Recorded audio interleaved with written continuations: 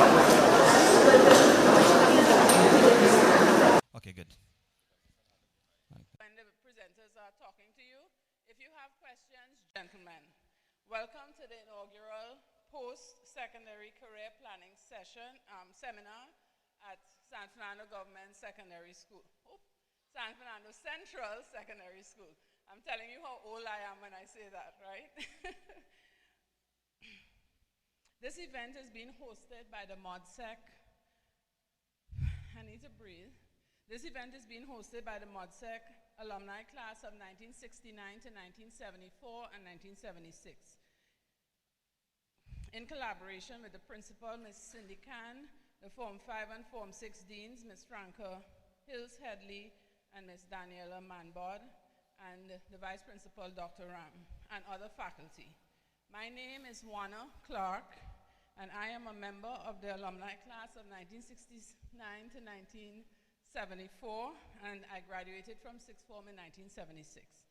I was the unofficial head girl at MODSEC when I was here. We only had head boys in those days. I should have really been the head boy.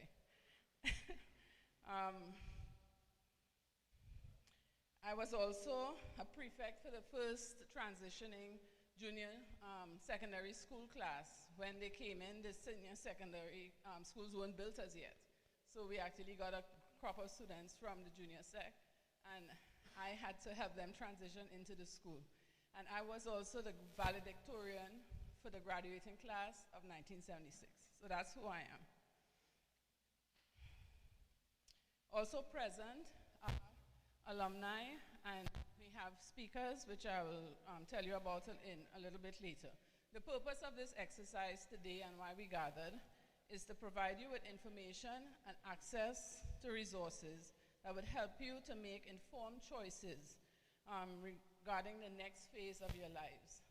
You guys are in 6-1 and 6-2, so some of you are very close to being in charge of yourselves, and you need to really make good choices. Needless to say, the options presented today are but a sample of the range of possibilities that are open to you. Consider this the inaugural event, the opening act, and additional information and options like this are being planned by our alumni class and by other alumni classes as well. We plan to continuously engage you until you probably will decide to join us when you graduate. Today's agenda is crowded, so we'll just jump right in. And to dispel any notions that those of us who graduated in 1974 are too old to be any use to you. I know you guys think we're old. We really don't feel old, even though our bones and so are giving up on us. But this event is being professionally live streamed around the world via YouTube, and we have members of our class in Europe, in Canada, and in the United States who weren't able to join us this weekend for lots of reasons, and who are tuning in to pay attention, to participate, to see you guys, and to figure out how we're going. So let's all remember that we have to be on our best behavior, because I understand, and you guys can correct me if I'm wrong, but videos last forever, right? Once you're out there, somebody's going to see it, even when you get to be as old as me. So let's begin. The first speaker that we have is Dr. Kula Khan. He's a nanotechnologist. He is a professor currently at the University of the West Indies, and he is a graduate of MODSEC. So we want to welcome Dr. Khan, and he's going to tell you a little bit about himself.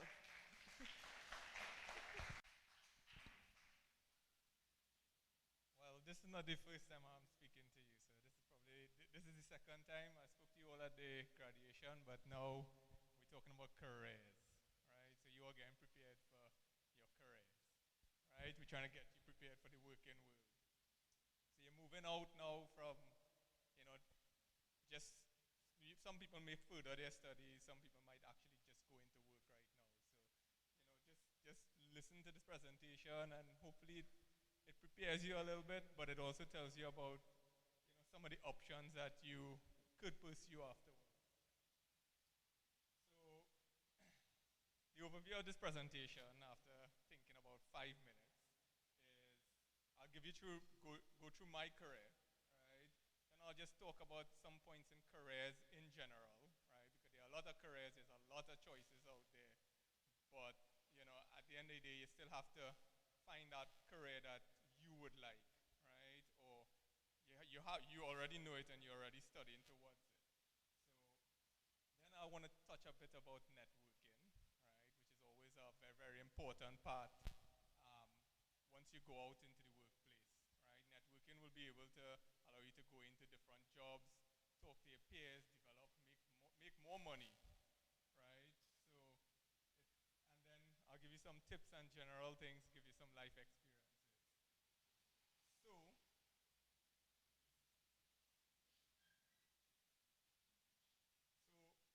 for my career, right, I started it out of university. So I went and did my bachelor's in electrical and computer engineering, and then I went into um, Answer Technologies, which was a service company, but I just spent 4 months there, right? After that, I went to Petrotrin, right?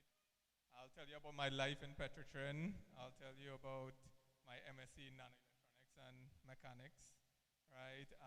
My PhD, and then my return to Trinidad, which I'm currently at. So, the engineer life in Petrotrin, Answer Technologies was too short. So, but you know, as an electrical engineer coming out into Petrotrin, so this is a picture of Petrotrin here. I did my graduate, as I said, you know, I did my graduate in electrical engineering, so that was my specialty, was in computers and controls. People might know what that is, or people who have selected to go into electrical engineering will understand that elective. So I started in the engineering training program that was 1 year, which was rotating throughout Petrotrin. So you would rotate into finance, all these sort of the different areas, not just electrical and your discipline, but you will also learn about that. You'll go into other areas of the company. So you'll start learning about all these sort of things, and meeting different people in the workplace. So first thing that you always hear people say is you will not use anything you use from school, especially UE. Now, that is a perspective that hit me in my heart, because why are you studying all of this if people say you're not going to use it? But what I will tell you is not to listen to that, because it is really up to you to use the knowledge and apply the knowledge. And what happens to a lot of people, you learn the maths, some things second nature, because you could add 2 plus 2 is 4. The complex mathematics, you run from it, right? A lot of the business stuff. By the time you actually reach into actually practicing it, you won't practice it because you'll get into, let's say, the personal experiences relating to people, and you won't study your work. You know, you won't understand how to apply the concepts that you use. You may not even be able to visualize those concepts. So in Petrotrin, you know, when people start to tell me that, I'm like, well, you know, I'm actually seeing the knowledge that I could apply to the engineering that I'm doing.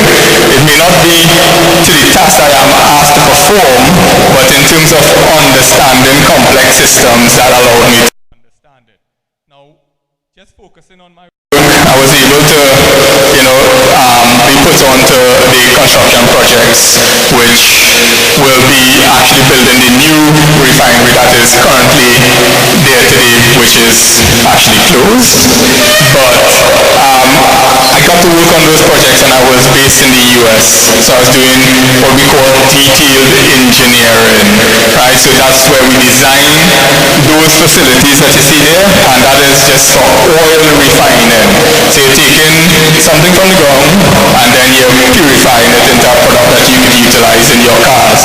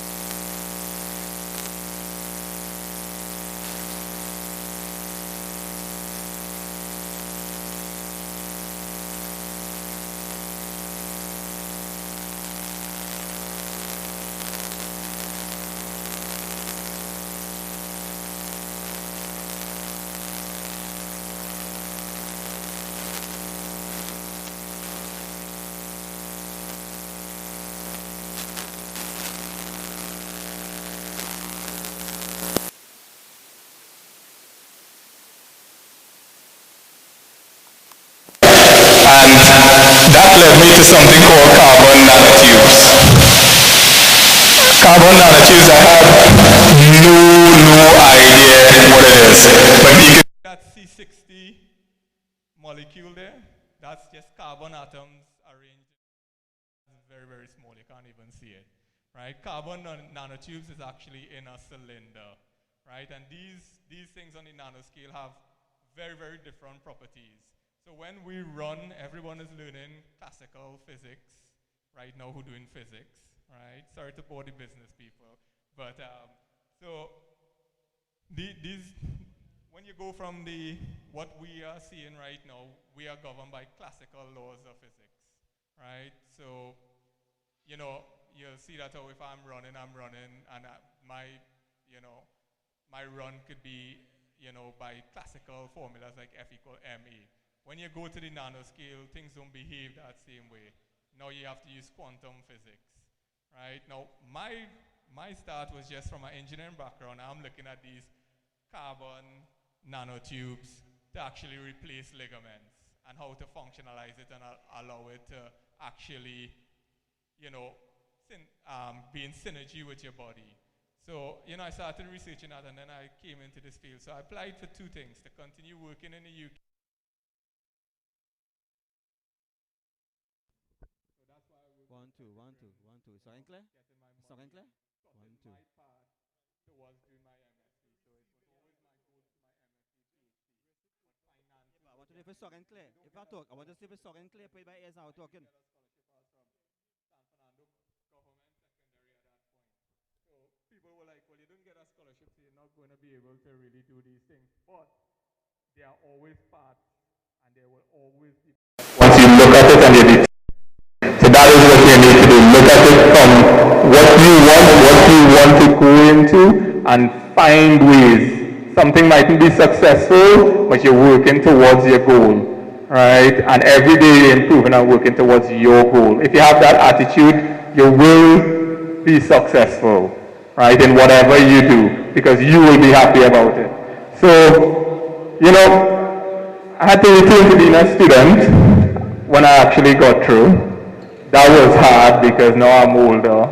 I consider myself older. I have to deal with younger people who have this opportunity to go straight into PhD. But what I realized is my maturity brought a different aspect to do my PhD. Whereas somebody might be faster, I would look at things in a different way. I would be very cautious. I would take more, I will understand risks more. I know how to actually get work done smarter. And then eventually lead to more productive results, right? So, people were saying, well, yeah, it's kind of like career suicide. But then I said, well, you know what? I get to study quantum computing.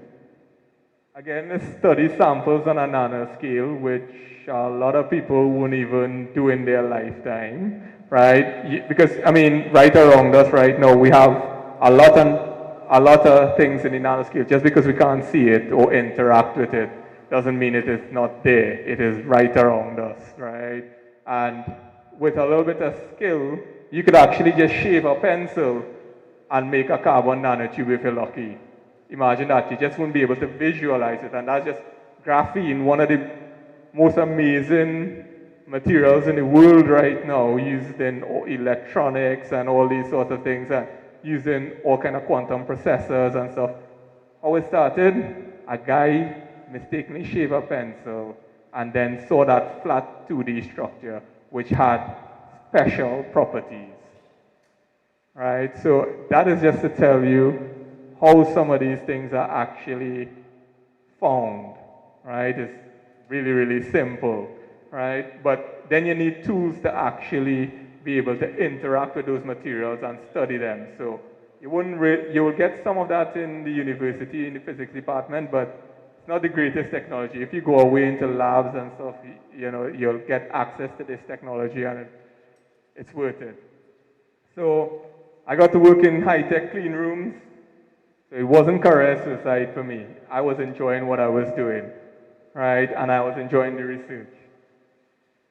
So then, after a master's, it's like, okay, I got a distinction. how am I going to do a PhD now? Because a master's is 300,000 TT. I paid for that myself by working and saving my money.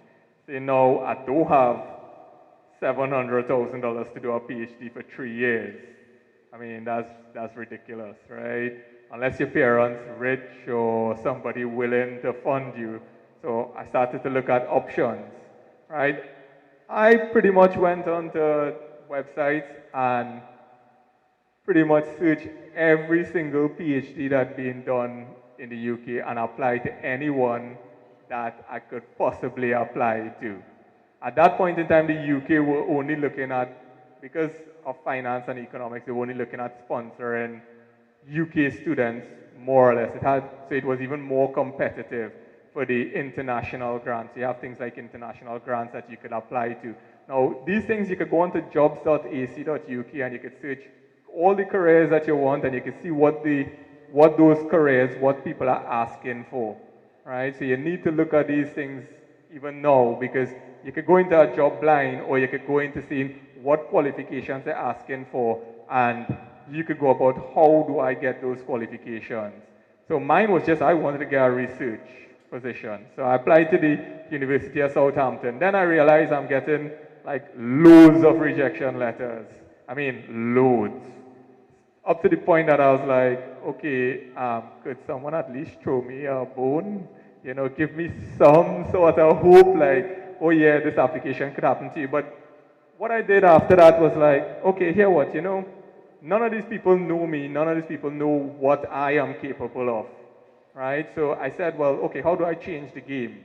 So you can't keep just trying and applying. You have to actually find a way now to meet people. So that's what I did.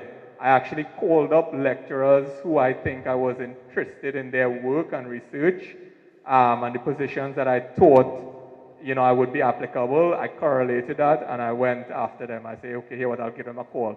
One lecturer said, yes, come look at the facilities. So I said, okay, and he was at the University of Southampton. I said, okay, really? So I took my train down from Manchester to Southampton, right? And I went into the labs and I just like, holy crap, I just love this place. And then he was like, you know, you have a unique skill set when I look at your resume. You have engineering background, but you're also doing theory in nanoelectronics. He's like, our labs burned down in 2005, it's 2010. We have equipment, but we have nobody who could fix it. Could you do that? I'm like, yeah, it's automation. I learned that at Petrotrin, right? I could commission because I'm an engineer, right? And I did that work in Petrotrin.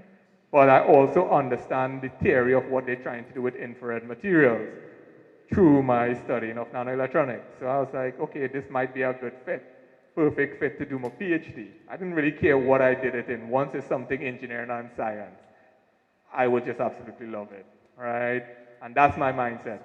Nowadays, I've transcended just loving engineering. I just love anything that I do. I want to be better at it, whether it's physical exercise, it's whatever. It's just about improvement. Even if it's understanding a business model or understanding something or just talking to someone to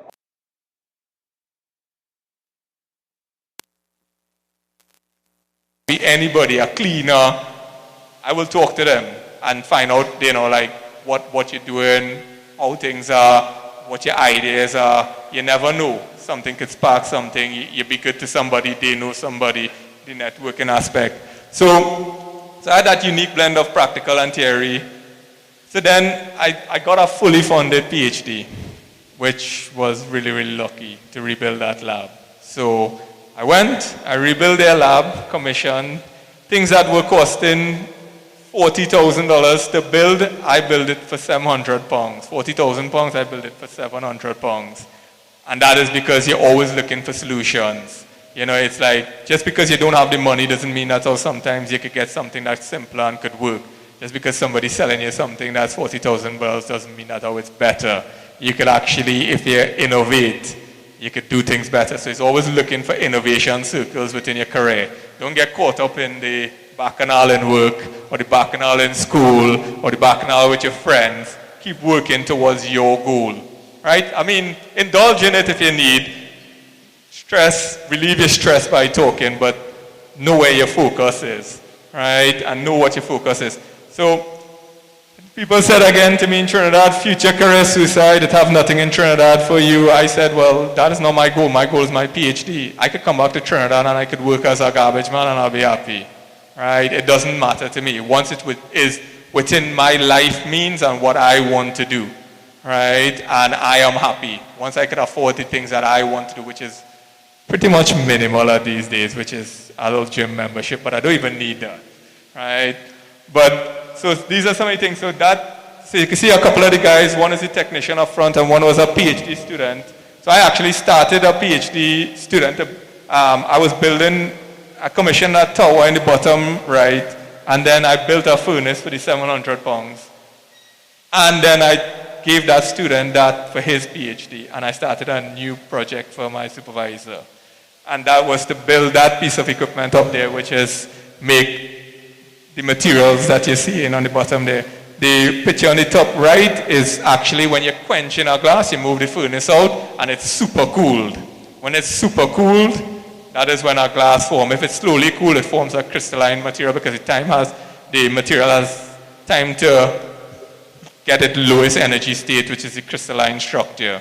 So, I made those things happen. I even, actually, after building that equipment, we got a 2.3 million pound grant. That's 23 million TT, which everyone else was hired, and I worked for 1.6 years before returning to Trinidad, right?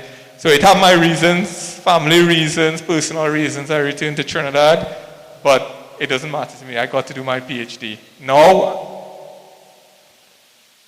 I'm still learning, right? I lecture in the university sometimes when they do short courses. I do some of the courses, BTech courses, because I like to give back to people. Try to educate them, right? Or give them the knowledge or the means to how to do research or how to improve your career.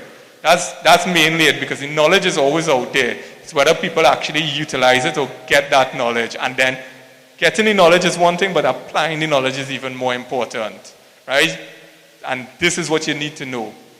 Getting the knowledge, so spending the time knowing somebody's business is one thing. If that is actually helping you in your career, then okay, right? But if it is not, if you're a media reporter and getting people business and posting it up, making your money, then fine. But other than that, if you're in an engineering company and you're actually doing your engineering, that should not really be helping you, right? If it's helping you, well, I mean, check your perspective. I don't know, right? But right now, Trinidad is in a tough place in terms of service companies for engineering. So we have a lot of engineers actually even just changing careers. Some people going into real estate, people going into, I have been actually people who graduate working at the front desk of a gym. But that's not a problem, because you might have your goal. In the front desk of a gym, you can network with people. You can meet people. These people may be owners of companies who may be willing to hire you. So any opportunity to keep progressing, it may be progressing your financial state. It may just be satisfying some need right now. Don't worry about it. Don't be ashamed about it. It is your goal and your stepping stone. Nobody could take that away from you, right? You will learn something in each thing that you do once you keep doing, right? And that is a very important message. Just keep doing. So it's a tough climate in Trinidad. Don't let anybody keep you back from still pursuing your goals. Don't let them deter you. Don't let them demotivate you, right? So now we're just talking about career, and I think everybody is just about looking at it from the point of view of probably making money. Is that it? Who here don't want to make money? Raise your hand. Really? Nobody? Nobody just going to do something for the fun of it? It's only monetary value? If I give everybody $5 here, everybody will be happy? I see a lot of shake heads. Oh my God. All right. Okay. So it's all about the money. So I guess we can stop presenting now, right? You don't need any more advice. You just need to go out there and make money. But to be honest, I'll give you some tips, right? Because I know everybody here, if I tell you that you know, at the age of probably 30 or 40, if you could retire and be making money, that's a dream, right? Yeah, maybe, okay, some people want to retire now, right? I mean, I hope you have very, very nice parents, right? Very, very supportive parents, but that's okay. So what career choices you have, what motivates you? People tell you all of these things. Subjects, business or science, or mix it up. Advice, listen. I will tell you, listen, but make a choice for you, right? Because think about who are the people that are advising. I am advising you right now, but could I advise you on business? I'm not a business person, right? I could advise you on my experience in science. May not be the same path that you want to take, right? You may not like the same subjects. It may not allow you so, but you can listen. You can listen to people, but you have to make the decision. It's just advice. Sometimes your parents may have sacrificed everything for you to do better, but they try and they are frustrated if you don't succeed, or they don't think you succeed. How do they know? Because they have never done this before. It is new to them. You need to be patient, right? So be patient with people who are advising you. If they have never done it, yes, take some advice because there are lessons to learn, but think about it. At the end of the day, if you're forging a new path, try to find and align with the people that could advise you closer to what you are doing, right? You can listen to other things, but okay, here what? I could advise you on a path in science and nanotechnology, but if you get a scholarship at this age, that's not something that I did. I could advise you on probably where to go and study, but then that choice is up to you too. So, you know, you can listen to the advice, but all of these things, you need to just listen to the advice, be patient, but understand that it may not apply or it may apply, right? So don't blame anybody else for advice, please. They're just giving advice, they're just talking. Changing careers, well, I kind of think I did. I went into research, engineering, it doesn't matter to me. It's about being competent and being able to work and work towards your goal. You could throw me into any company and I'll be able to work.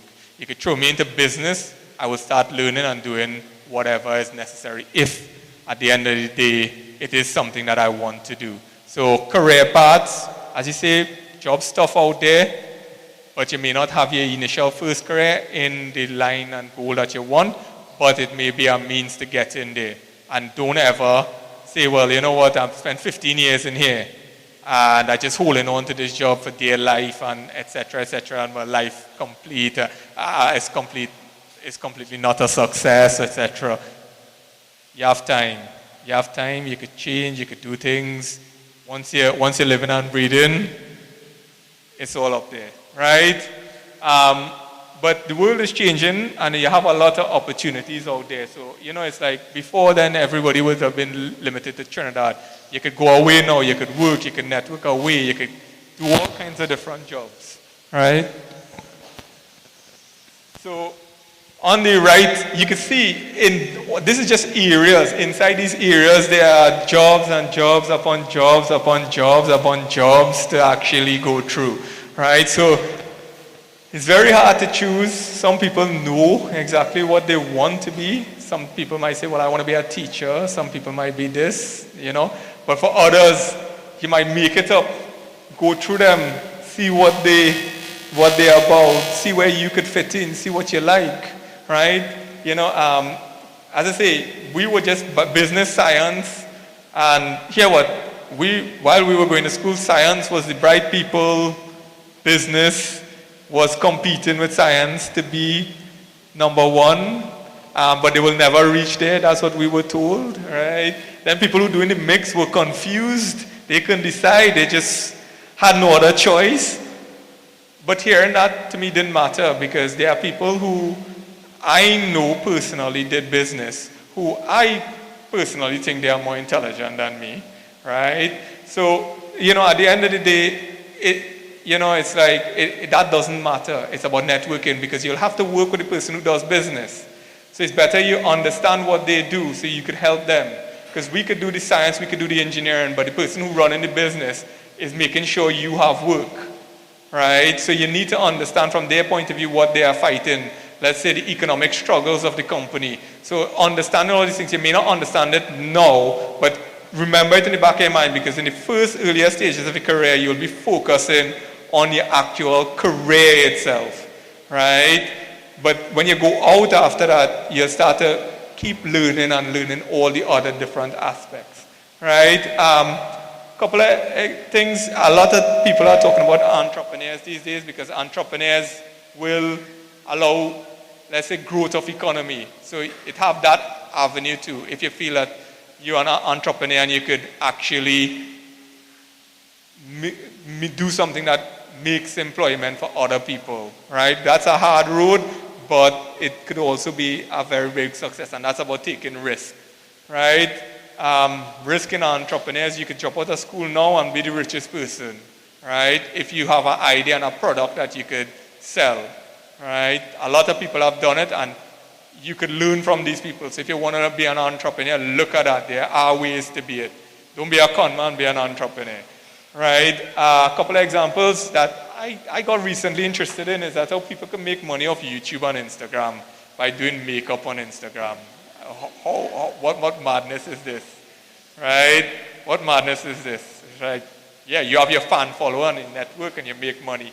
YouTube, same thing. You post a YouTube video and you get over 1,000 likes. YouTube paying you for advertising now. And these are schemes that you could just do a video, do a couple videos, do a fitness video, do something making eggs. I microwave my eggs. I feel like I could put that up on YouTube and show people how easy it is, and then I get 1,000 likes and then get paid to advertise for YouTube. Gaming. My parents used to tell me that I'm a loser if I gaming. Now people streaming on Twitch and making 20,000 US a month. I actually sit down and calculate somebody getting subscribers, and I was like, I got sick. Because I'm like, I'm an engineer, I study all this time, and this person making more than me in a day, right? Because people just ups and say, okay, you know what, I like your stream, I'll give you 100 US for just one click of a button, and you're using your parents' money to pay for that person to get that. Imagine that, right? But that person is making more money, right, than us right now, right? So there are ways to make money, right, if you want to make money, but just look for it. But also know your skills and acquiring assets. This is what I always tell you. Always acquire assets. Assets are very, very important. So you want to make sure that everything you do, if you buy something and you're buying something to be used as an asset, yes, you have your personal stuff that you'll buy just to make you happy, but you could buy a blower to blow grass and then make that into asset because it starts making you money because you hire somebody who to blow up grass for you and you start your own company and you're making money. Right? So these are assets that you do. Assets will make you money. So when you're investing in a generator or something else or whatever, look at things that become assets. People are assets too. So the people plus your equipment can make the asset for you. Right? And those are things that can make you money. Start a company very, very easy. Right? And it's nothing to start a company in Trinidad.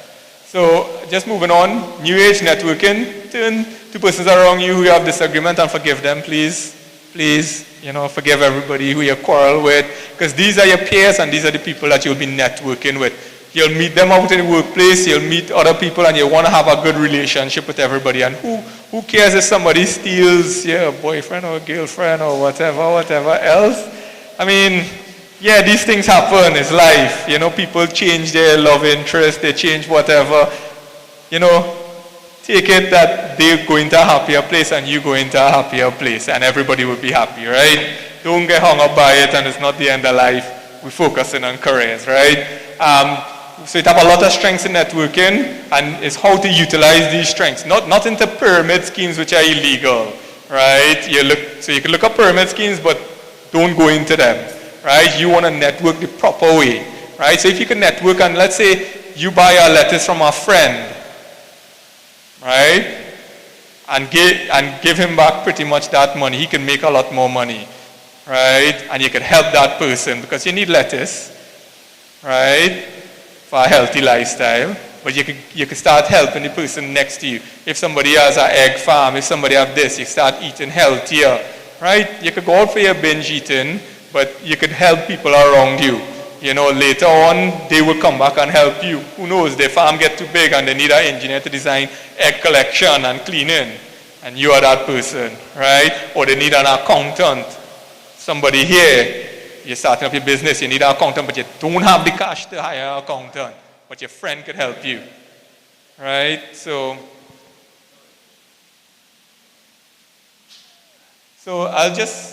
we could go through some of these tips quickly, right?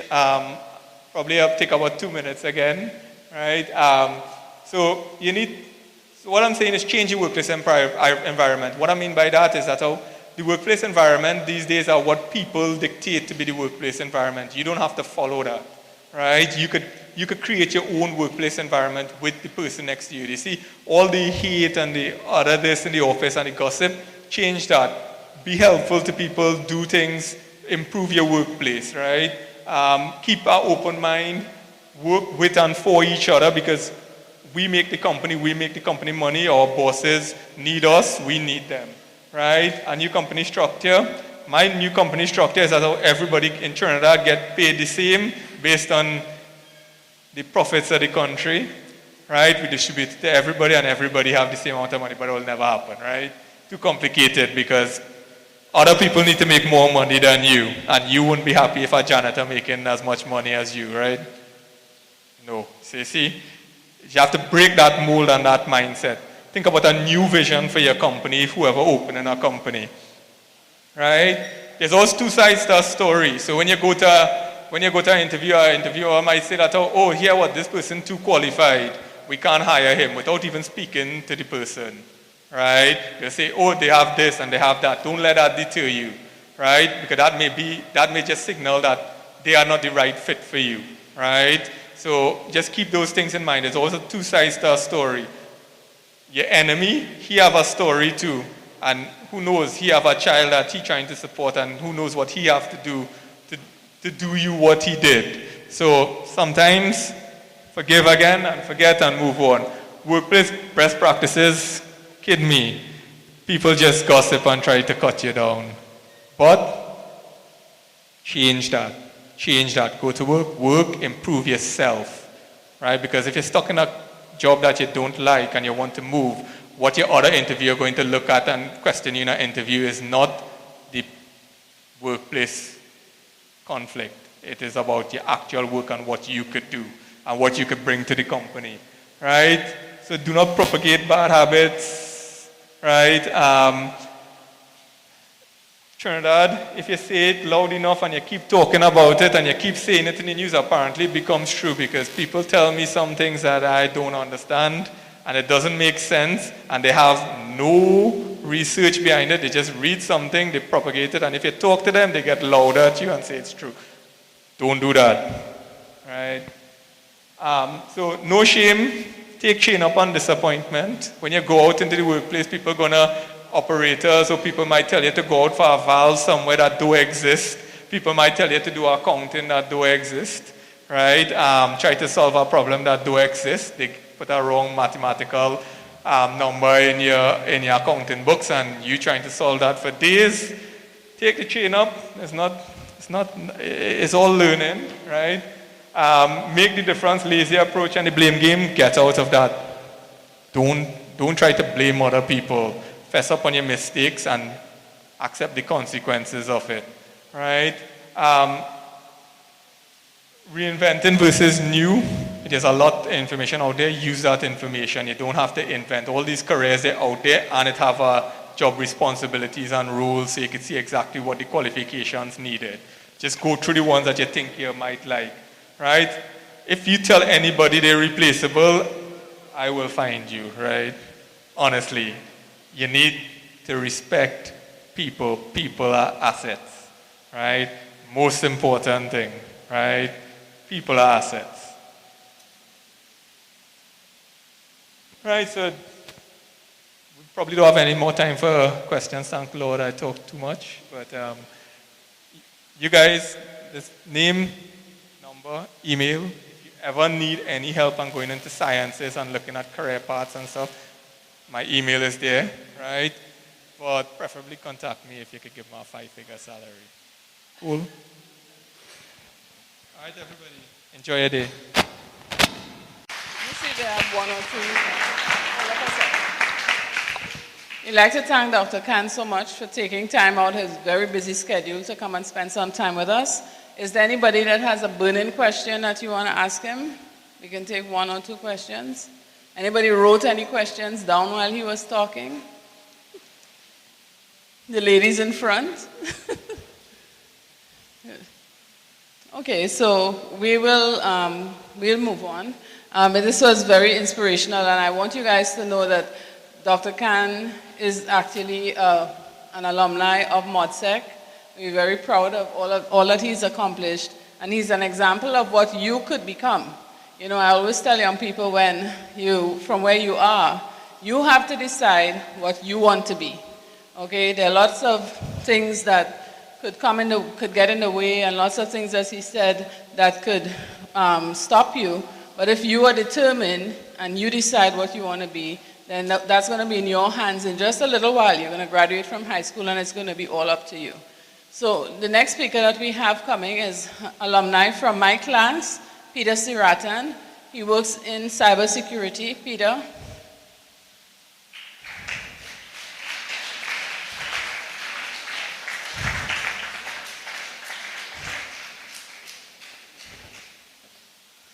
And he's going to talk to you guys for a few minutes. 5 minutes. Okay. Thank you very much. My name is Peter, graduate. No. Hello? Yeah. Just raise it up. Okay. So my name is Peter. Thank you for having me here today. Graduated a couple years ago from MODSEC. That should be enough about me. But basically, after leaving MODSEC, I worked in Trinidad for a couple of years, and then I went to the USA to study computer science and information technology, and that is what I wanted to talk to you about today, all right?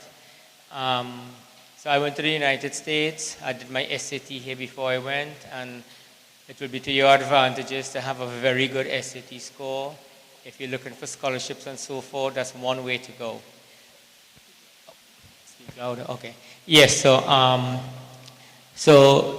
I went to the States. I was accepted at a university in Georgia State, where I did computer science, and then from there, I was very fortunate to be able to work with many well-established American companies.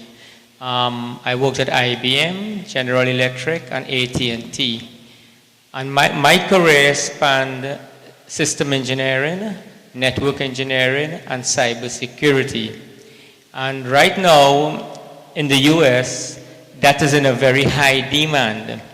Also, the next big item coming on the market will be artificial intelligence. Now, one of the things in the US that's happening right now is you have very good programs in the colleges, although expensive, but they have very good programs for youth to get into IT.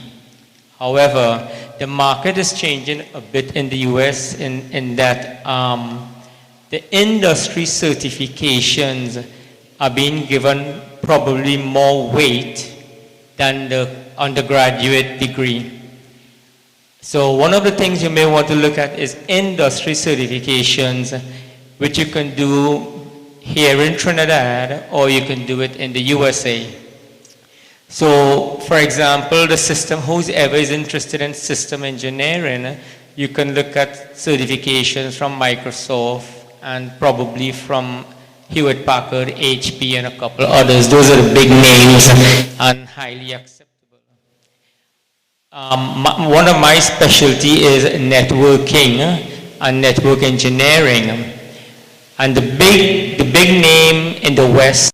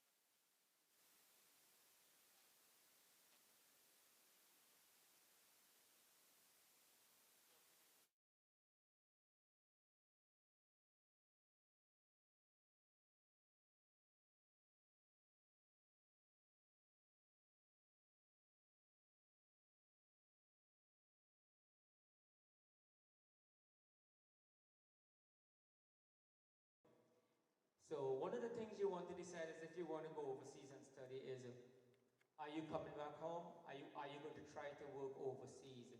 Because you're going to have to sort of mold your academics and your certification to suit the market. All right. Trinidad market is pretty good, although I'm not seeing much openness in IT right now. There's still getting a lot of foreigners to work here. For example, I would come here occasionally to work in different plants throughout the country. So that's something you want to consider. Now, one of the big things taking place is for you guys who are interested in data analytics, predictive knowledge, learning, you can get into artificial intelligence. That's the next big thing on the horizon. But unfortunately, I do not see a big market for that at home here. The market is in North America, India, China. But if you guys are interested in artificial intelligence, this is the time to start because the market is growing. One other quick thing too for the IT folks is I went to the US to study and it was a great experience. Everything was really good, but don't corner yourself only to North America or the US. China, India, South Korea, they have very, very good programs, excellent programs, very competitive with the US in terms of quality, and also very competitive in terms of pricing. All right? And I think that is my 5 minutes.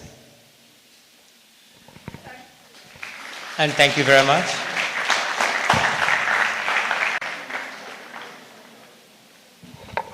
Okay, so we're going to have a break in a little bit, but we have one more speaker before the break, Mr. Ruben Hansraj. He was the former, or he is here today, so he is the former principal of Karakuchaima High School and former president of the Principals Association in Trinidad and Tobago. So he's going to talk to you guys a little bit about how you can enter careers in education in your environment.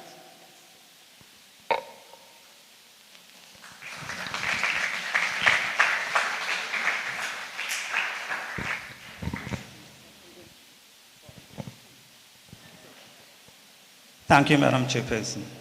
Chairperson, Mr. John Thompson, former acting DSS, other distinguished speakers, Ms. Headley, Vice Principal of San Fernando Central, members of Planning Committee, members of the alumni,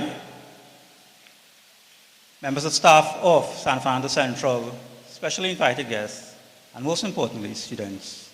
Good morning. I'd like to thank you very much for inviting me here this morning. Unlike the other speakers who spoke before me, I am not an alumni of San Fernando Central, but I believe this career seminar is very important and it will greatly benefit you students, and that is why I'm here today. Many people would spend close to half of their lives at work. Naturally, therefore, you should choose a career that is enjoyable, personally and professionally rewarding, and well-paying, of course. The teaching profession, I believe, meet these requirements. It offers you the opportunity to give back to society, to help build a better society. You yourselves will be able to get involved in many different co-curricular and extracurricular activities, which will be personally fulfilling. There's a lot of room for professional advancement. There's job security. And not least, it offers a very decent remuneration package, which would include paid vacation, paid sick leave, health insurance, a good salary, and a pension when you retire, which you will greatly appreciate. There are different levels of teachers, and of course, different requirements or qualifications needed for each level. I'll start off with the preschool level. To become a preschool teacher, you will need to get a certificate in early childhood and care in education, which is offered by Open Campus, University of the West Indies, and there's an open campus right on Padmore Street, not too far from here. To actually get into the certificate program, you need 5 O-level or CSEC subjects. 5 O-levels. Primary school teachers need to have a Bachelor of Education degree, which is offered at the University of West Indies and UTT. And a secondary school teacher will need a bachelor degree, and you can have a bachelor degree in virtually any field. It could be music, engineering, languages, maths, any field. I'd look at the steps to become a teacher. The first thing you'll need is to obtain what is called a teacher's registration number, which will place you on the teacher's register of Trinidad and Tobago. To get this teacher's registration number, you need 5 CSEC passes, which must include English language, maths, and a science subject. So English language, maths, and a science. Now, if you didn't do science, no need to fear as yet, because if you have a degree from a recognized, accredited university, you will also be able to get your teacher's registration number. So either 5 O-levels, which includes English, maths, and a science, or be a graduate from a recognized university. You will need to complete an application form, which is available at the Ministry of Education's head office, St. Vincent Street, Port of Spain, or any of the ministry's district offices. And in Trinidad, there are 7 district offices. Right here, opposite TML Primary School, is St. Patrick District Office. And on Sutton Street, San Fernando, you have the Victoria office. So living in this area, you're fortunate to have 2 different offices to serve you. Together with this application form, you will need to submit your birth certificate, your academic certificates, your marriage certificate, if you're a female who is married, 2 recommendations by a registered teacher with at least 5 years experience, and pay $5. So the first step is to acquire your registration number. You apply to the Ministry of Education. You need to submit your original and copies of the application form, of course, your birth certificate, academic certificates, females who are married, marriage certificate, and 2 recommendations written by a teacher with at least 5 years experience. And you'll have to pay $5. You will then receive your teacher's registration number. That will be with you for the rest of your life. So if, for example, you already know you would like to be a teacher, and you have the 5 O-levels with English, maths, and a science, you could apply for your teacher's registration number now. And that will save you some time later on. Because these things take a little while. I don't think you submit it in the ministry and you get it tomorrow. You might probably have to wait a couple of months for that.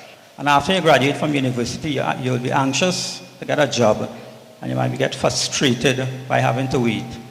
But everything in Trinidad, as you probably are aware, takes time. So after you have your teacher's registration number, you graduate, you have your degree, you're ready to apply for a teaching job. Again, you will need to complete an application form, which is available from the Ministry of Education or any of its offices. And documents that you will need to submit with this application form would include, again, your birth certificate, academic certificates, marriage certificates for females who are married, either your ID card driver's permit, passport, and 2 recommendations written by persons who are not teachers with the Ministry of Education. So the first part, the teacher's registration number, must be a recommendation from a teacher. The second part, 2 recommendations from persons who are not teachers. So these documents, together with copies, will be submitted either to the primary section or the secondary section of the Ministry of Education, depending on, of course, where you want to teach, primary school or secondary school. Your application will then be assessed by the Curriculum Division, Ministry of Education. You'll be assessed as a teacher, and you could be a teacher 1, a teacher 2, teacher 3, or a TechVoc teacher. And you'll also be assessed as to which subject area you can teach. A teacher 1 would be for primary school. A teacher 2 is someone who has a degree but did not fulfill all the requirements. He didn't do all the courses necessary to become a full teacher. And then you have teacher 3, which is someone with a university degree who would have met all the academic requirements. A TechVoc teacher is one who is teaching, say, woodwork or masonry, those technical subjects. Now, having been assessed, we'll assume all of you will be teacher 3 in whatever subject area, teacher 3 in whatever subject area. You will then be called for an interview that will be conducted by the Teaching Service Commission. The Teaching Service Commission is an independent body. It is not directly connected to the Ministry of Education. Independent is a body actually appointed by the President of the Republic. The Teaching Service is a body that would interview persons who are willing, who would like to become teachers. They also deal with disciplinary matters of teachers and promotion. So the Ministry of Education itself is not the body that will discipline a teacher or promote a teacher. It's a Teaching Service Commission. Okay? So you did your interview and you are successful. The Teaching Service Commission will then send that information over to the Ministry of Education and says, John Doe, assessors teacher 3 in maths, completed the interview and is successful. You will then be placed on an order of merit list at the Ministry of Education. So you're doing languages, successful in language. There are 10 people ahead of you in English language, you'll be number 11 on the English language list. Maths, you might be number 5. So each subject area would have its own order of merit list. And again, this will take a little time for you to get a job. Because what would happen, of course, is that the person who is number 1 in the order of merit list will be offered the first vacancy that there is in Trinidad. And if not Tobago, because Tobago operates slightly differently. Okay? So the first vacancy in maths, you're on the maths list. The first vacancy in maths is at Toko Secondary School. So they'll call you and tell you, listen, there's a vacancy at Toko Secondary School. You'll say, you see, Toko too far. I'm not going there. But the problem is, if you refuse to accept it, then you will fall back on the order of merit list. It's not that they're going to keep you there, keep you at number 1. You will not be staying at number 1. So most people, for their first appointments, would be virtually forced to take what is offered to you. And to tell you the truth, my first offer was at Shogunas, then secondary, no, Shogunas Senior Comprehensive. I didn't even know where Shogunas was at that time. But I gladly said yes, I will take it. After I found out where it was. It wasn't too far, but you just have to take it because you know you'll have to wait a very long time. Now that's getting to a government school. You have to wait your turn on the order of merit list. If you're looking for employment through a denominational school, say Naparima or convent or presentation, it could be slightly different. The principal of those denominational schools have a little more leeway in terms of the order of merit list. You could be number 52 on the order of merit list. If the principal of Naparima or the principal of presentation wants you, could probably you go to church, you're a good church member, your parents support the school, whatever, you will be given an opportunity to go to that school. You don't have to wait until 51 vacancies filled before you go to Naparima. So the denominational schools have a little more leeway in who they select. They get to select their own teachers, virtually their own vice principals, their own principals, and all this is a different story, but it explains why they virtually outperform government secondary schools all the time. But that's a different story, as I said. Now your career path, you're into the school system. In the preschool, as you probably would guess, it's the least requirement to get into the preschool. And your possibility of advancement within the preschool is fairly limited. You probably would be able to, from teacher, eventually go up to principal. But that'll take you a little time. Huh? Primary school, you have been assessed as a teacher 1, you have been placed in the primary school. Most primary school teachers would do their master's degree. And there are a lot of opportunities to enroll in master's program, either online or part-time, and specialize in a number of different areas. You in your mind might be thinking, well, I would like to continue in the primary system to one day become a principal. Or you might also be thinking, I want to branch off into something like guidance counseling or special education teacher. So when you're choosing your master's, the area to specialize will be determined by what you are looking forward to doing in the future. And as I said, today, the opportunities of a master's degree would be online and part-time are vast, and there are lots of opportunities after you complete a master's to move on. No longer a teacher has to remain in the classroom itself for 30 years. There are so many different opportunities available for teachers now. But within the school system itself, from a teacher at a primary school, you could move on to head of department, senior teacher, a vice principal, principal, or school supervisor. Now, at each level, you will have, of course, more responsibility, but your salary is also increasing. So don't think you stay at one salary. Salary always increases. And as a matter of fact, a teacher's salary, even if you stay simply as a teacher, your teacher's salary increases every year. Every year, your teacher's salary would increase. Okay? So I know that the first speaker spoke about salary and everybody was interested in money, which you should rightly be, of course. So a teacher's salary increases yearly. Incrementally, by a small amount, but it increases. Secondary school teacher. Most secondary school teachers, the first,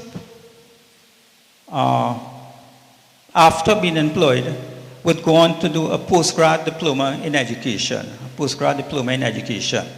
That diploma in education, I think, is essential for secondary school teachers. It is supposed to help you become a better teacher. You deal with teaching methods. But aside from that, your date of completion of your diploma in education, referred to as DPED, will determine your seniority within the system. And seniority is one criteria used for promotion. So teachers will do their DPED, diploma in education. Many of secondary school teachers are also doing their masters now. And teachers could now become curriculum officers. That is, they move away from the classroom. And curriculum officer is one who would now be in charge of a cluster of schools, say in Victoria, in a particular language, particular areas, say English language. Their responsibility will be to visit the schools, speak to the head of department in the subject area or the teachers in the subject area, and try to improve the delivery of the curriculum to have a better pass rate and ultimately, of course, for students to have a better experience in the classroom. Aside from the curriculum officer, if you stay within the school, you could become a head of department of a particular subject area, and you will be responsible directly for the teachers who are in that department. And like the curriculum officer, your responsibility as a head of department would be to ensure the delivery of the curriculum, to maximize the experience of the students, to ensure that the students are able to do well in that particular area. You could also become a dean, and a dean is not this negative thing about somebody dealing only with discipline. A dean is someone, yes, they deal in part with discipline, but a dean deals with students' welfare. The dean is a person who will be more student-oriented, deal with issues of students. The deans will check or supposed to check your academic records, for example. You're not doing well in a subject, talk to the teacher, talk to you, probably calling your parents, see how well they could work together to improve your academic performance. So the dean's job is not only, or it should not only be with discipline.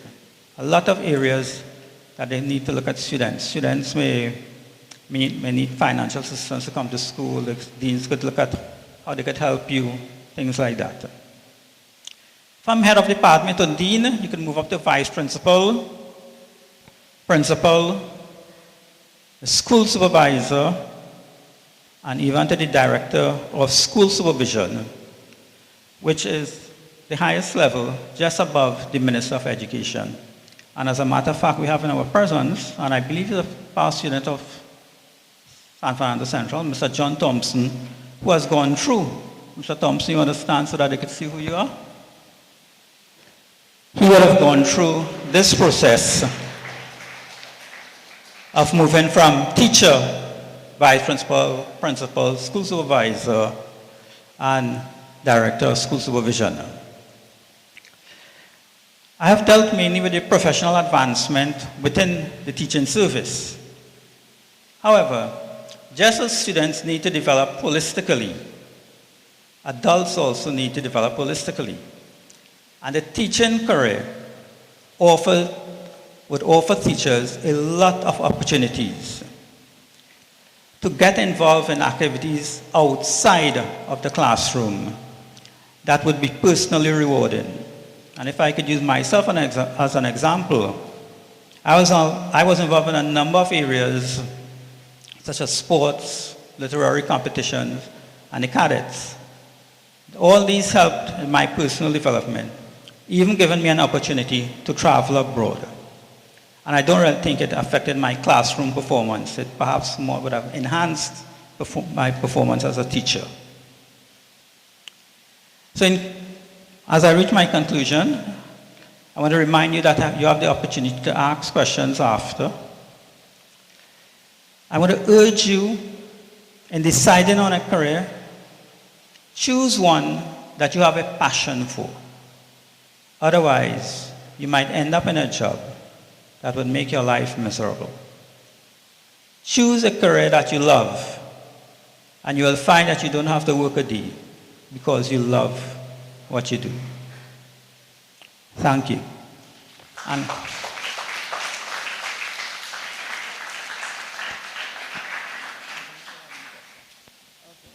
thank you so much. Thanks, Mr. Hansraj.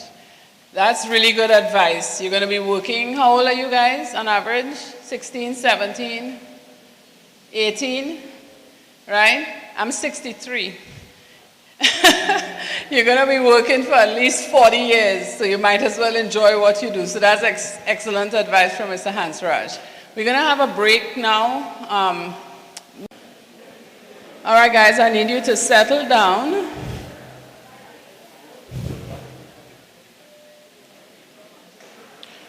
Our next speaker is going to be from... Hello? Our next speaker is going to be from two speakers from the Ministry of Public Administration, and they're going to give you an idea of the range of jobs that are available in the government. I know that we tend to think that these things are in a silo, but every organization requires a complete range offers a complete range of opportunities. So pay attention, write any questions down. So our first speaker from the ministry is going to be Ms. Shanaz Mohammed, and the second speaker from the ministry is going to be Ms. Lana Dato Matura. Shanaz, could we welcome them?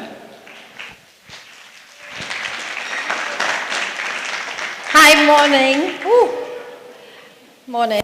So I am Shanaz Mohammed, and I'm a public sector ICT specialist. I just want to do a little icebreaker before we start, and I just want to ask any one of you all if you know what ICT stands for, by show of hands. Yeah? Great. That's excellent. See ya. You have a little token for doing that. Oh, also, you all got some tokens on your desk. That's from the Ministry of Public Admin. Right there. I have another question. You could win another gift. And this is real easy. What is the most valuable app right now for 2019? All of you all use it.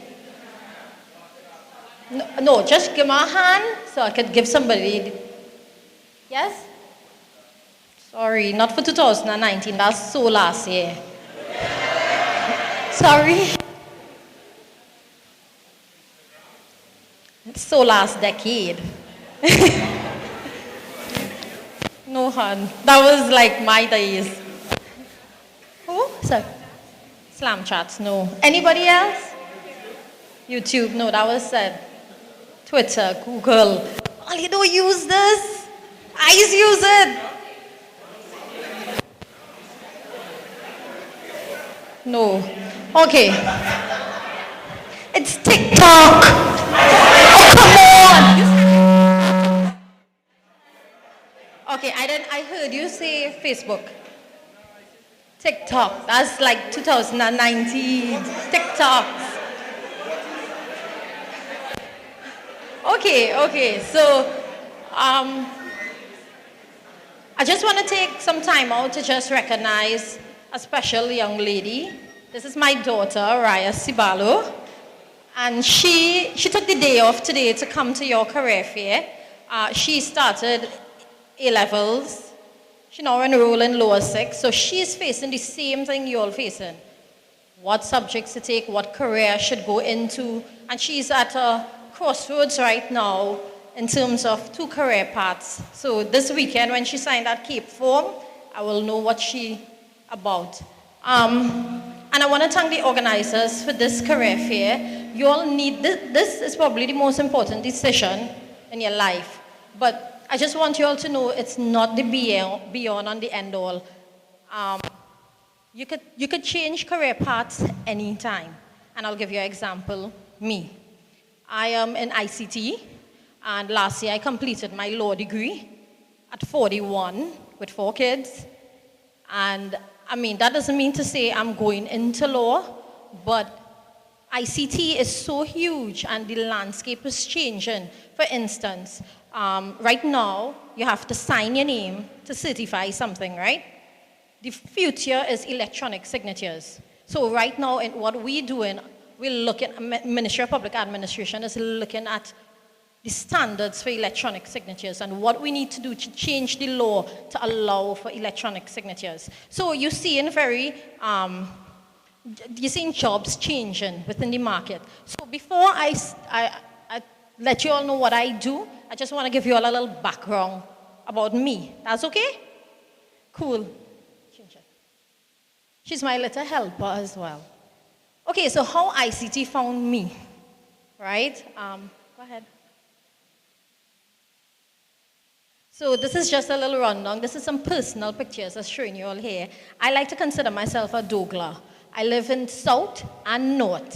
So it's a Southie and a Northie, right? I went to school, Avocat Vidic, which is Faisabad. I'm sure there's some Faisabadians here, no? TikTok, that's what you're talking about. And I went to Woodbrook Secondary, and then I went to sixth form government. And ideally, I wanted to be a geologist, because we are oil country, right? So geologists, it's only natural for me to want to do that. But there were challenges. I couldn't go to the Mona campus, and there were financial challenges as well. So that year, 1998, I graduated from A-levels, and I got a job in TSTT as a clerical officer working in a library. It was really exciting, like really exciting, and I will tell you all why. So in 1997, TSTT launched the internet, what we know as the internet. And working in the library, I read a lot of magazines, PC magazines, and there was one computer in the corner with the internet. And anybody come in the library, I had to say, you want to use something called the internet? And they'd be like, what is that? And I'm like, it's the information superhighway. Come and check it out. Come on. And I had to like market the internet. That's what we're talking about. Like, now you all can't even live without it. It's a right. You're all entitled, not so? So I decided to go into information systems and management. I completed that, and just some reasons why I like working in ICT. Well, for one, it's so dynamic. It always changes, and you learn new. You could affect people's lives with ICT. And I'm sure, I'll talk about that in a little while. But teleworking, you could stay home and work. It's very flexible. You are very marketable around the world. I mean, if you look at the richest people right now, it's Jeff Bezos, who is the Amazon.com, you all know that site, right? Google, Facebook, they're the most valuable companies. You know, only product that is valuable right now is Coca-Cola. Everything else is in the ICT atmosphere. Okay, go ahead. This is just some of my achievements working in the public sector. I was able to represent Trinidad and Tobago in different meetings, international meetings. So while you might think public sector boring, I don't want to be a government worker. It has exciting times. Go ahead. And last week I went to Parliament and I saw Faris. Just saying. I had to speak about the projects in a public accounts committee. It was live. It was a bit scary, but it was live, and I mean, it went well.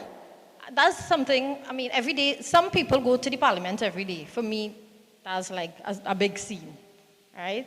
I'm going to play a video. This video is going to show you some of the projects the Ministry of Public Administration is working on, and what I am involved in, and how we could change people's lives with ICT. Yeah, so just give me 2 minutes and let me just get the video up. Currently in IT, or ICT is a broader spectrum for IT, right? You could be a programmer, as I know one of the presenters were speaking about it. Programmer, IT manager, business analyst. There are a lot of business analysts in the ministry. However, the landscape is real changing. Yesterday I was speaking to the head of computer science in UWI, and he was telling me they're offering PhDs in computer science, and the #1 research project is artificial intelligence, yeah, and data scientists and mobile app developers. I am sure none of you all could name a real good Trini app. One of you all here should be able one day to make that app, like a TikTok. You understand? I mean, I have one friend who made a doubles app, and he won $30,000 in a CARICOM competition. It shows you where you could find all the doubles vendors, and you could rate it, right? Come on, we could be app developers here. That's the way. Tablets and PCs and laptops are in, but not so in. It's your phone, it's wearables, your watches, we'll be able to pay with our watches very soon because we want to change the legislative agenda for Trinidad. Anyhow, let me play the video.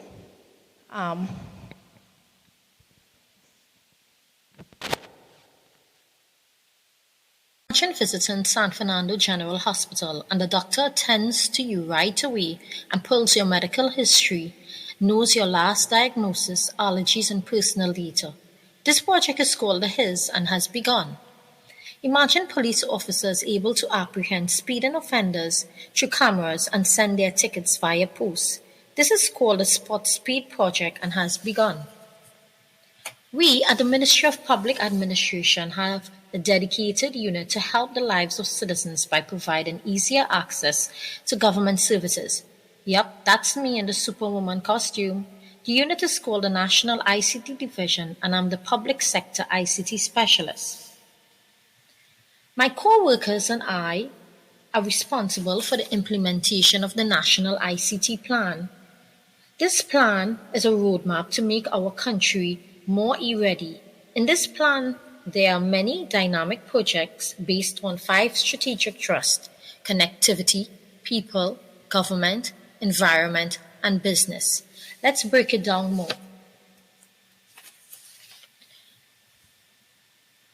One of my main job functions is working with all IT managers in all the ministries to create different policies and guidelines for ICT use. Example, how all government employees should use their email and internet. This is called the GLAC project. Another major project is providing free Wi-Fi to all public areas in Trinidad. Example, transport hubs, hospitals, and libraries. This project would be launched next month and is called the TT Wi-Fi project. Another project we're working on is GovPay TT. No more long lines to get your birth paper. With this project, you can pay online and your birth paper will be sent to you through the post. More time to spend with loved ones. So what does this mean to you? Eventually, you will be able to pay and buy goods in local shops using your phone. You will have more time dancing, doing yoga, or relaxing home. No need to hassle to town and make long lines. ICT is a dynamic field. You could be a network specialist, a data scientist, or a software engineer. Whichever road you choose, know that you're going to be a superhero.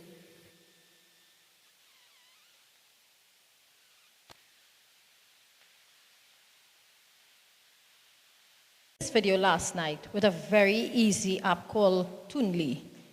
Now, 5 years ago, the first presentation I did that in 2012 for an initiative called Girls in ICT. And you see the difference in presentation style in 5 years. And I did it deliberately to show you all how dynamic ICT, the area of ICT is. I have one more question before I leave. And just want to ask, which phone is better, Samsung or iPhone? Oh, you're a critical thinker. Great. You all know the iPhone releasing today, right? Yes. Who's going to buy it? I know, right? It's very expensive. She's begging for it. You all think I should buy it for her? No, yes, yes. Buy Samsung. That's what we're talking about. Kids, if you all have any questions, I'm there. So I hope you all enjoyed it. I hope you all make the right choice in your career. Just know, as I said, it's easy to change. It's easy to hop. And your world, there are multiple options. So keep your options open. Take care. Thank you. Lights are, could you turn them back on for us? The Ministry of Public Administration, and that is Miss Lana Dato Matura. She's going to talk to you guys for a few minutes, so could we welcome her? Good morning, and I want to thank the organizers for inviting us to today's session. And we were just speaking it back and we were saying that you're well behaved. You all are very attentive and we thank you for that. So in the interest of time, I am going to go quickly, but I have one question. I know that you are not in the classroom today, so I don't want to make you feel that you're in the classroom, so I'm promising it's just one question. So I want by show of, before I ask a question, I just want to let you know there is no why to this question. So by show of hands, is there anybody, students here, who are planning to have a career in the public service? At this point in your life, you say, no, I want to be a public officer. Anyone? Okay, don't worry. When I was your age, that was my same answer. And I'll tell you, there are two reasons why I was not interested in working in the public service. The first one was that my father said, you're going to be a doctor. So he chose my subjects, which was science. I'm not going to ask a question if that happened to any one of you. And the second reason that at this age that you all are at, that I had no interest in working in public service is because I thought it was a boring place to work in. There was no excitement. The buildings looked horrible. It was not an inviting place. But to just share my journey as to why I'm here today and I'm in the public service is that in 1996, I was in a taxi driving along Independence Square with a friend of mine who wanted to go to Long Circular Mall. Not Long Circular Mall, that other mall, Westmoreland. And I was driving, and when the car was passing along Independence Square, the only good-looking building in Port of Spain in 1996 was the Twin Towers. It's not like where you have all these new campuses and so forth. And when I passed by, I looked up and I said, when will I get my office in that building? Not that I was interested in being a public officer, it was just that the building was attractive. And at that point in time, I was working at the University of the West Indies as a research assistant, and I was also doing tutoring in a couple of courses. And after that, and that happened in May. It was May 1996. 2 months later, I was working in the public service, not because I was looking for a job, and as I put it today, it is because the public service sought me out. There was a position that was open, somebody told me about it, I went to the interview, and there I am. You all are just around between the ages of 16 to 19, and I'm pretty sure that you can look at a decision in your life and say, you know, I would never change that.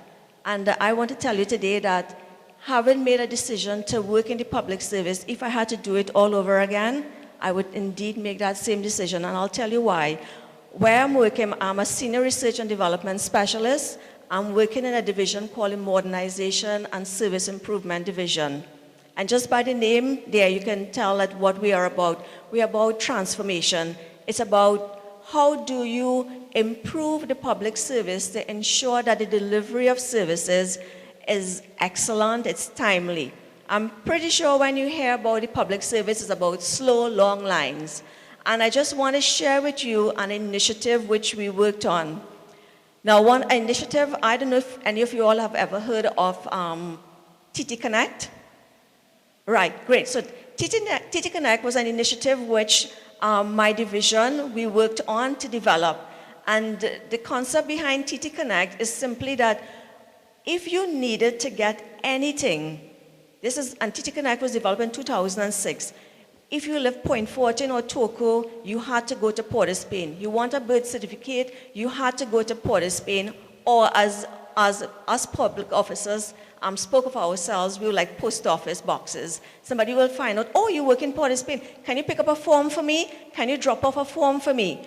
TT Connect was about decentralizing services so that citizens don't need to take an entire day off to come to get a service. And just to bring it home to you all of you all in the next year or two will be graduating from here. And you will be, and I believe the majority of you will be going on to tertiary education. And in accessing tertiary education, there is this thing called GATE, where your parents don't have to pay the full cost of tuition but you go through a gate. Now, before TT Connect, and if TT Connect did not exist, this is what would happen. You would, now there are about 20-something thousand persons who write common entrance. Let's just say 10 to 15,000 decide they're going into tertiary education. That means if we didn't have TT Connect, there's one gate office. Just picture it, 15,000 students with both their parents, and if the parents don't have somebody to supervise the children, they have to come as well, all move into one office to access a service. With TT Connect, what happened, we have 6 offices decentralized throughout Trinidad and Tobago, and in collaboration, TT Connect is about assisting in the delivery of services of other government ministries. But GATE now, instead of 15,000 plus parents plus siblings going to one office, you would now be able to go to TT Connect offices where you just present your forms in terms of your identification, 2 forms of identification, your ID, your birth certificate, where they verify. And once that's verified, you go online and you apply for GATE. Now, those are some of the initiatives which we work at the Ministry of Public Administration. And I just want to encourage each and every one of you here that the public service is not a boring place. The public service is a very special and important entity in our country. It helps in how I like to describe it, I describe the public service as a conscience of our society, through which the national development is going to take place. And there are exciting career opportunities for each one of you to be part of something big, to be part of creating something in which our citizenry would indeed benefit from. So I want to thank you all very much for your attention, and I do hope that when you think of your career, you can think of being a public officer who will contribute to the development of our country. Thank you so much.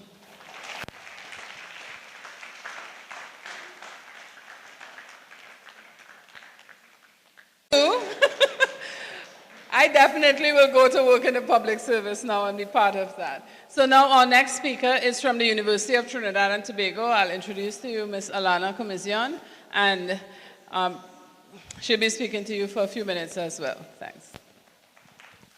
Good morning, everyone. How are we today? Good? Yes? Excited to be here? All right. You all, I would like to think so. Some people, yeah. Some people, no. All right. Now, the reason why we're here today is to get a lot of important information. All right? You all are in Form 6. Upper or lower? Lower, both? All right, nicely. So, you went through the whole process of choosing your subjects. Yes? And in doing so, I would like to think that you identify the careers that you are interested in. Yes or no? I know some of us would say no. All right? So good. We are here today to help you with that, to show you how many opportunities there are for you here in Trinidad and Tobago, and even internationally or regionally. Right?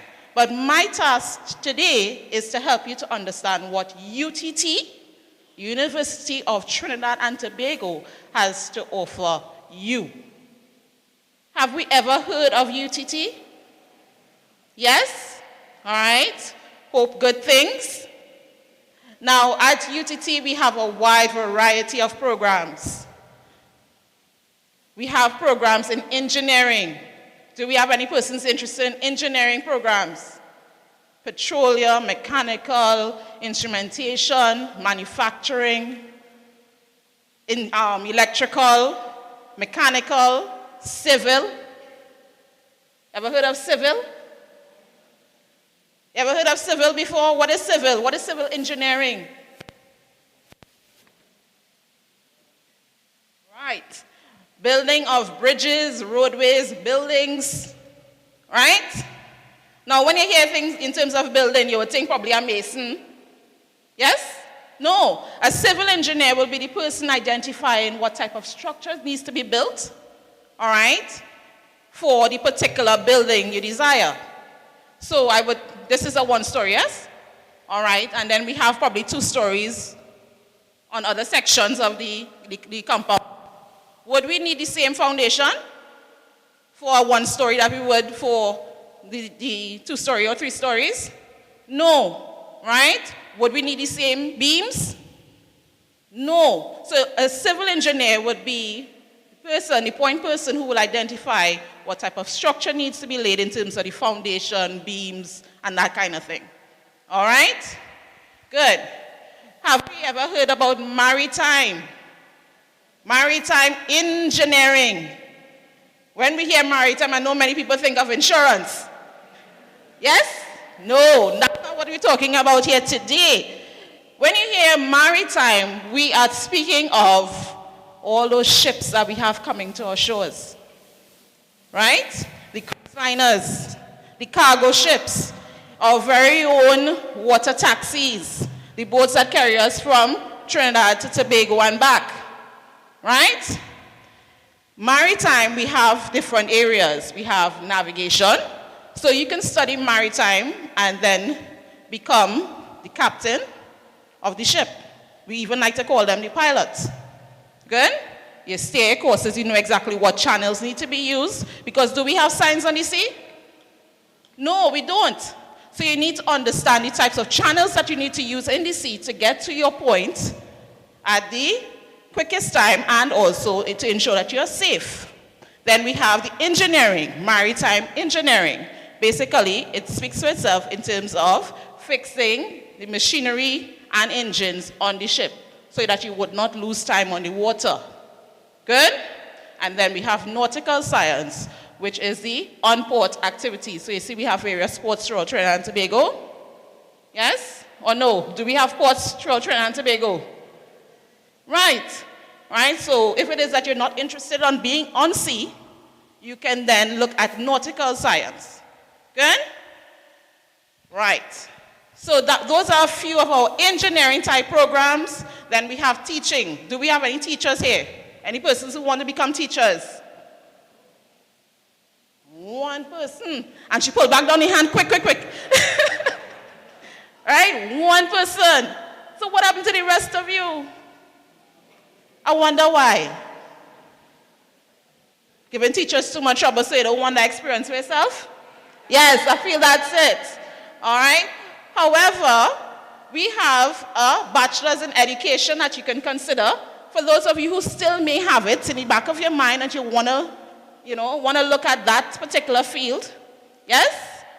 We have the bachelor's in education that is being done where you can study to become a preschool teacher, primary, secondary school teacher. All right? Understand me?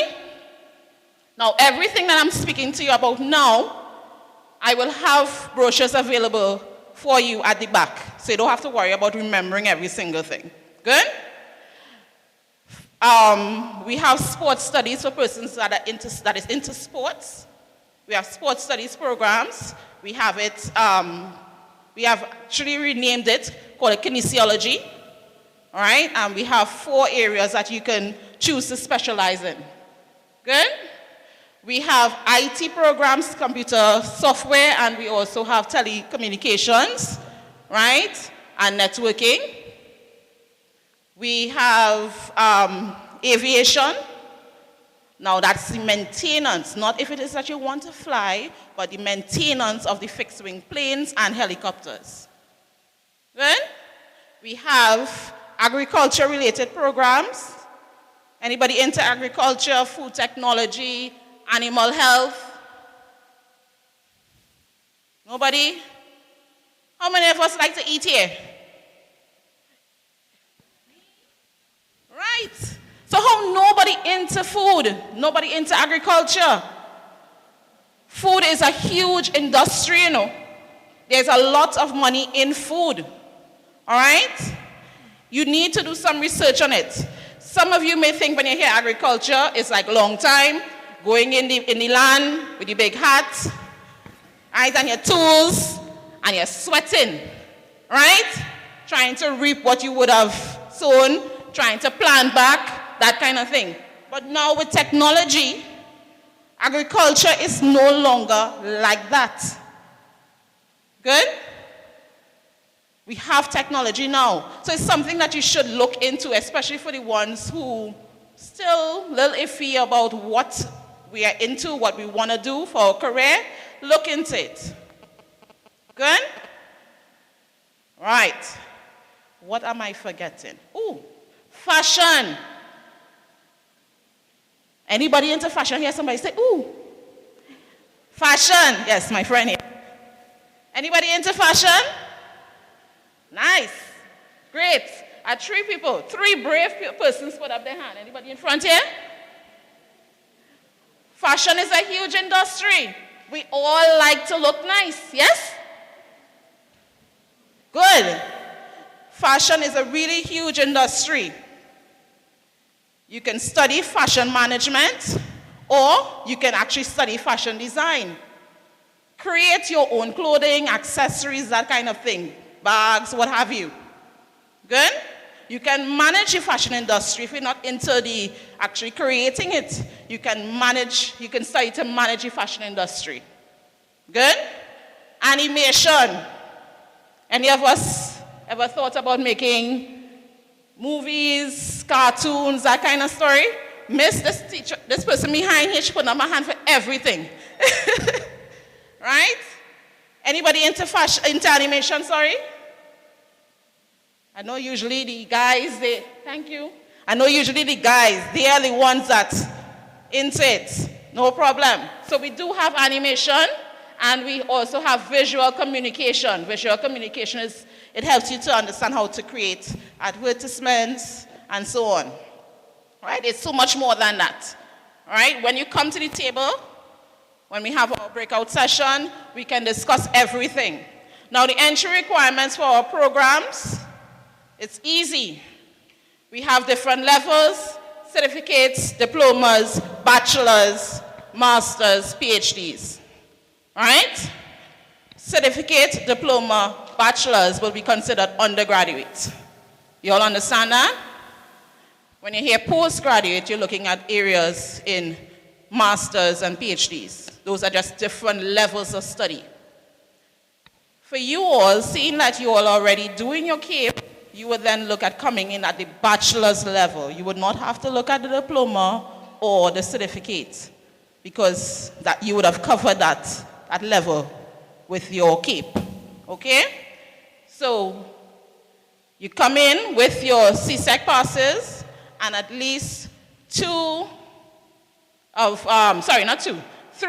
CAPE passes, depending on the program of interest, right? You come in with those passes and you can apply for the program of interest. Engineering programs would then mean that you need to have science subjects. I think that it will be understood, yes or no? Once you're looking at engineering, except for IT, you'll be looking at having your science passes, right? The others will have different entry requirements, and everything is in the brochure that you will be collecting at the back. Good? Everybody good? Understand? We understand GATE. I know the presenter from before, she explained GATE. So you all understand GATE? Everybody? All right, nicely. Just want to thank you for allowing me to speak with you. And further questions or to get brochure information and so on, please feel free to visit me at the back.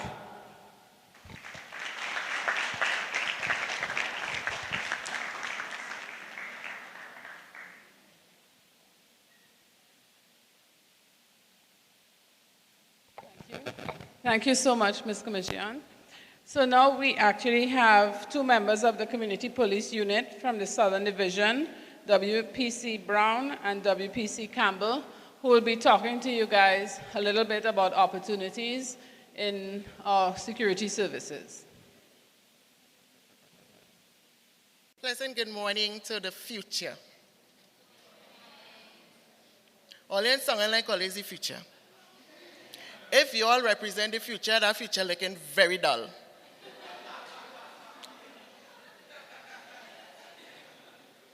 Good morning to the future of Trinidad and Tobago.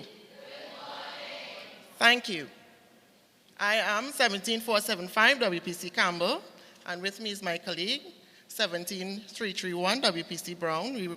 We are here to represent the Trinidad and Tobago Police Service, and I'd like to thank the organizers for fitting us in the schedule. You know, we won't ever miss the opportunity to help guide our youth in their career path. Now, I just want to tell you a little bit about the Trinidad and Tobago Police Service. So our vision is to make every place in Trinidad and Tobago safe. You appreciate that? Do you appreciate that? Wonderful. So, as police officers, we are mandated to maintain law and order, preserve peace, protect life and property, prevent, that is with you, and detect crime, apprehend offenders, and enforce all laws and regulations with which is charged. So, I will ask that question after. Yeah. Who we are?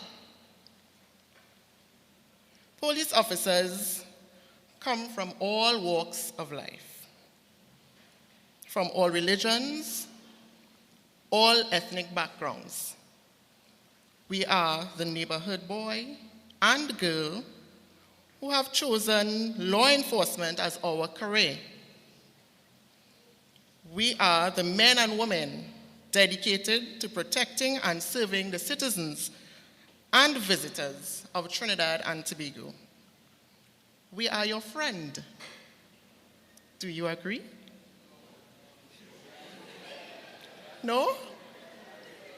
Well, I hope after today you change that perspective, sir. So I will say it again. We are your friend. Call us for directions, advice, or in case of emergency. Who else do you call for all those mentioned? Trevor says?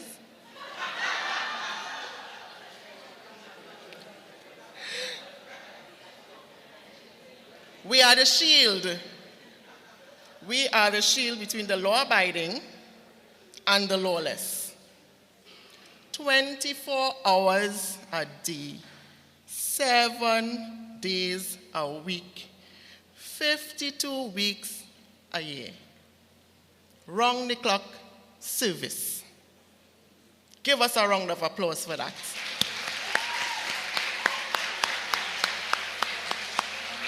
Yes. Thanks, sir. Thanks. We represent everyone, regardless of race, color, creed, and class. So, what we do? We are prepared, based on our oath, prepared to lay our lives on the line each time we report for duty. I want you to think, listen, that's what we are prepared to do for you. We patrol your neighborhood, making it safe for you and your family. We enforce the law, we apprehend and prosecute lawbreakers. We also engage in community outreach. We have police youth clubs. How many of you are aware of that? Why all you behaving like all you can't talk hard, and when all you outside their lunchtime is not kya kya kya? Why all you getting on so? Raise up all your hand. All you getting like all you unsure. How many of you here are aware of the police youth clubs? Yes. Confidence is everything. Who says so? Fleeky says so. Well, previously we used to host town meetings, but we realized people don't really like to come out and thing in the night after they've worked hard and stuff, so we had to come to you all. We visit schools and, well, other institutions. We go to all other institutions. We have to lecture to places like the Agricultural Bank and T&Tech. We go there and we share information to the staff on safety, domestic violence. We are information providers based on the law. So now, they say, what? One hand don't clap. How can you help us? Anybody knows? Think about it. And you'll come with your suggestions at the round table. So, one, you can cooperate with us. You can cooperate with us. Hello? Hello, church. Hallelujah.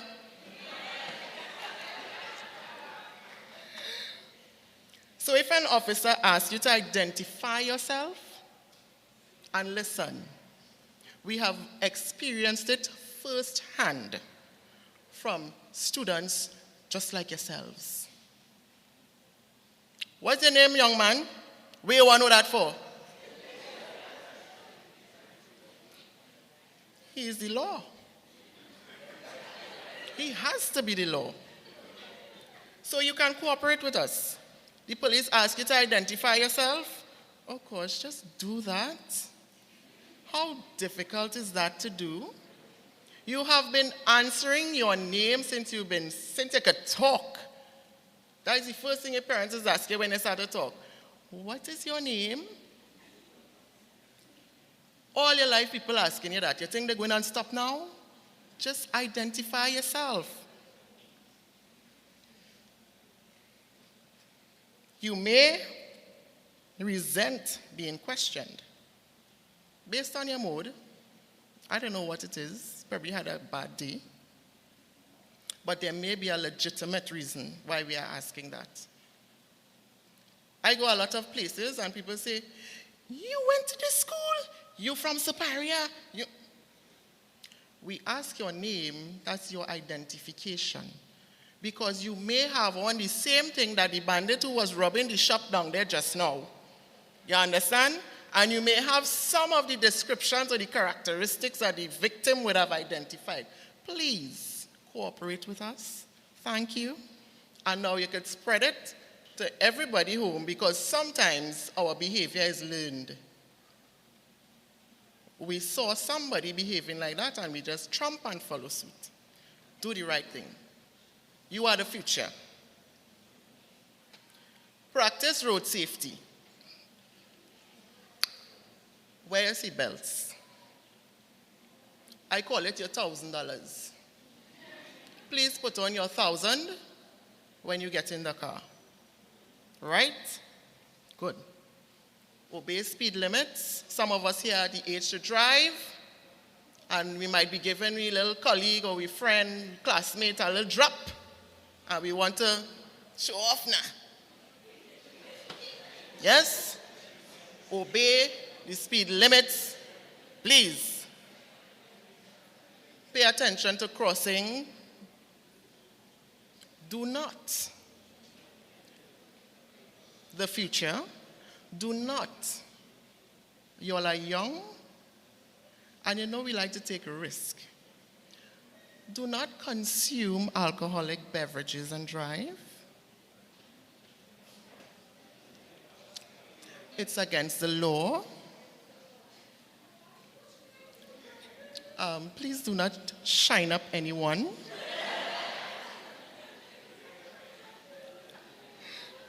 Do not use your cell phones. Or you're quick at it, or you're very quick at these cell phones. Do not use your cell phones.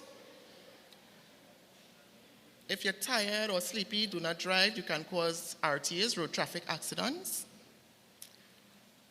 And please ensure that your vehicle is mechanically sound. These are just simple things, which helps you know. We just say, why are you going to run down a bandit when for traffic offenses? We call all those things on the road traffic offenses. Why run down a bandit, blah, blah, blah, blah, blah. But you are also breaking the law.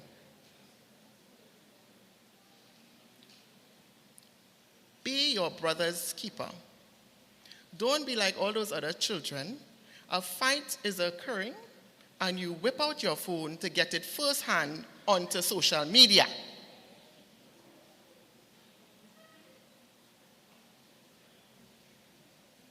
Yes? Let us practice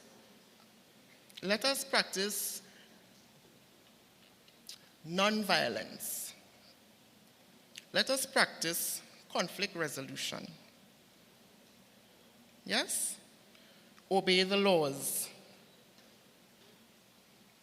You can go and look at the laws yourself. It's available. It's readily available for everybody. Somebody was talking about the internet and stuff. You all are very savvy with the internet. You can go on Legal Affairs and pull up the laws. You can pull up the traffic offenses. You can pull up the Children's Act. You can pull up domestic violence. Anything that you need to see, it is there.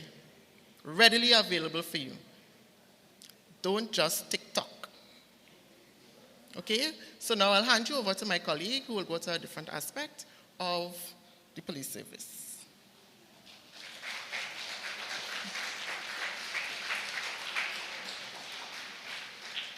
Hi, good day, everyone. So, are you all up to the challenge to become police officers?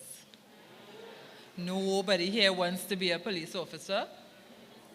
So then what all you call us here for? Tell me, not even one person? All right.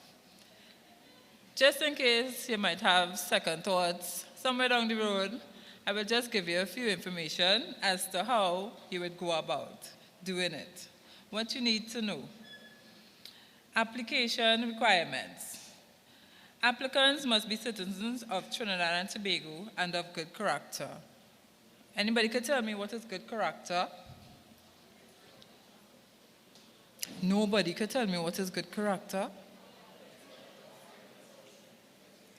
All now we're supposed to be having. See, just how we all behaving nice and all this stuff, nobody want to put up their hand. This is good character.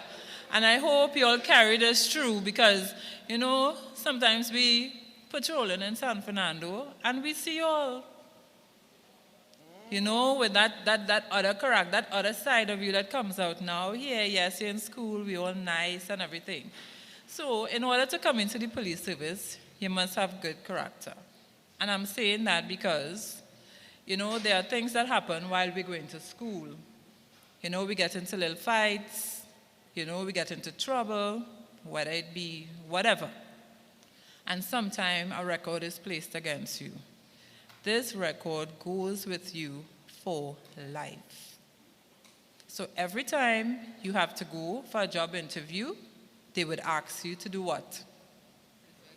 Present a certificate of good character. And we'd be surprised there are persons who would have come, they go to an interview, and the person told them, well, I see 10, 15 years ago, you were in a fight, and you probably well be the person. We don't want no troublemakers in our company, and that is what has happened. And you now thinking, well, all right, well, that was so long, it was, you know, while I was going to school. It goes with you for the rest of your life. So think about getting into fights and getting into altercations with persons because somewhere down the road, it would come back to haunt you. Applicants should be no less than 18 and no older than 35 years of age at the 1st of January in the year which the appointment is made. Males and females must be of good physique and at least 167 centimeters and 150 centimeters in height, respectively. Now, a long time ago, we would have nice tall police officers all over the place. Now, because we don't have so many people wanting to come to the police service, we have waived it, the height criteria for some shorter persons. So at the end of the day now, if you're short, like my friend right here, I could hardly see her, she's sitting down under there, you can still get into the police service with your height. Don't feel, no, I'm not picking on your height, I'm just using your height as a description, right? All applicants attending the primary selection must have the original and copy of the following documents. So you must have a Trinidad and Tobago ID card, a Trinidad and Tobago driver's permit class 3. So for persons wanting to come in the service, you must have these things. Proof of having attained the educational requirements as outlined, its equivalent, or qualifications of higher standard. Successful applicants are required to sit an entrance examination, attend a medical examination which includes HIV, STD, drug tests, so anybody who, might be engaging in, smoking marijuana at a tender age like now, we have some students that take part in this. Let them know if they want to come into the police service, these are the things that you have to do in order to get in there. A chest x-ray, optical test, and a pregnancy test for female applicants. You must be able to pass a physical ability test, undergo a polygraph and psychological test, pass a background investigation, and, if successful, an interview would be conducted before a selected panel. The educational requirement: you must have 5 CXC subjects, general proficiency, included English, grades 1, 2, and 3. 5 CXC subjects, basic proficiency, including English language, grade 1 only. Or 5 GCE ordinary level passes, included English language, grade A, B, and C. Could anybody tell me what subject that everybody does that is not there to get in the service? Hooray. For some of you all, that is. For persons who like maths and everything, yeah. But the service has taken out maths as one of the criteria to come into the service. So it's not compulsory anymore. Before it was. Officers will also have access to other physical and technical training and development programs throughout their careers. Terms and conditions of employment.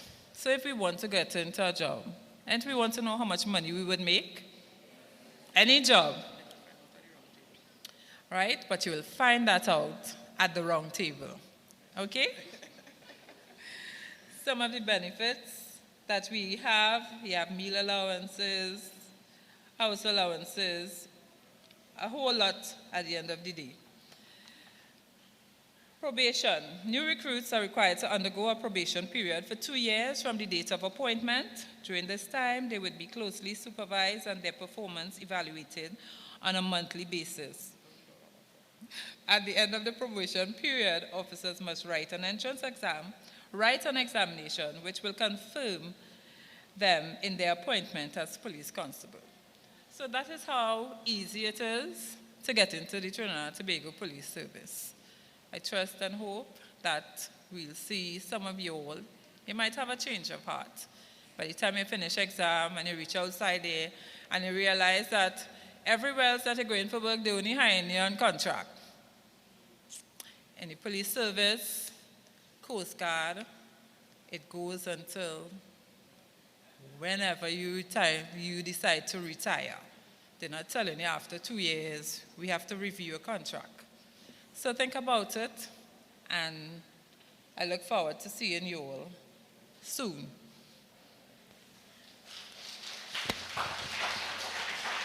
Thank you, ladies. Thank you so much. Thank you. So what do we do when a police officer stops us and says, what do? Tell them your name, right? Okay. So the next speaker that we have is Lieutenant Seaman Greenwich, and he's going to come and talk a little bit about opportunities in the Trinidad and Tobago Defense Force. And after that, we're actually going to do a group speaker. So I need the alumni to pay attention, and the speakers, I'm going to call you guys up after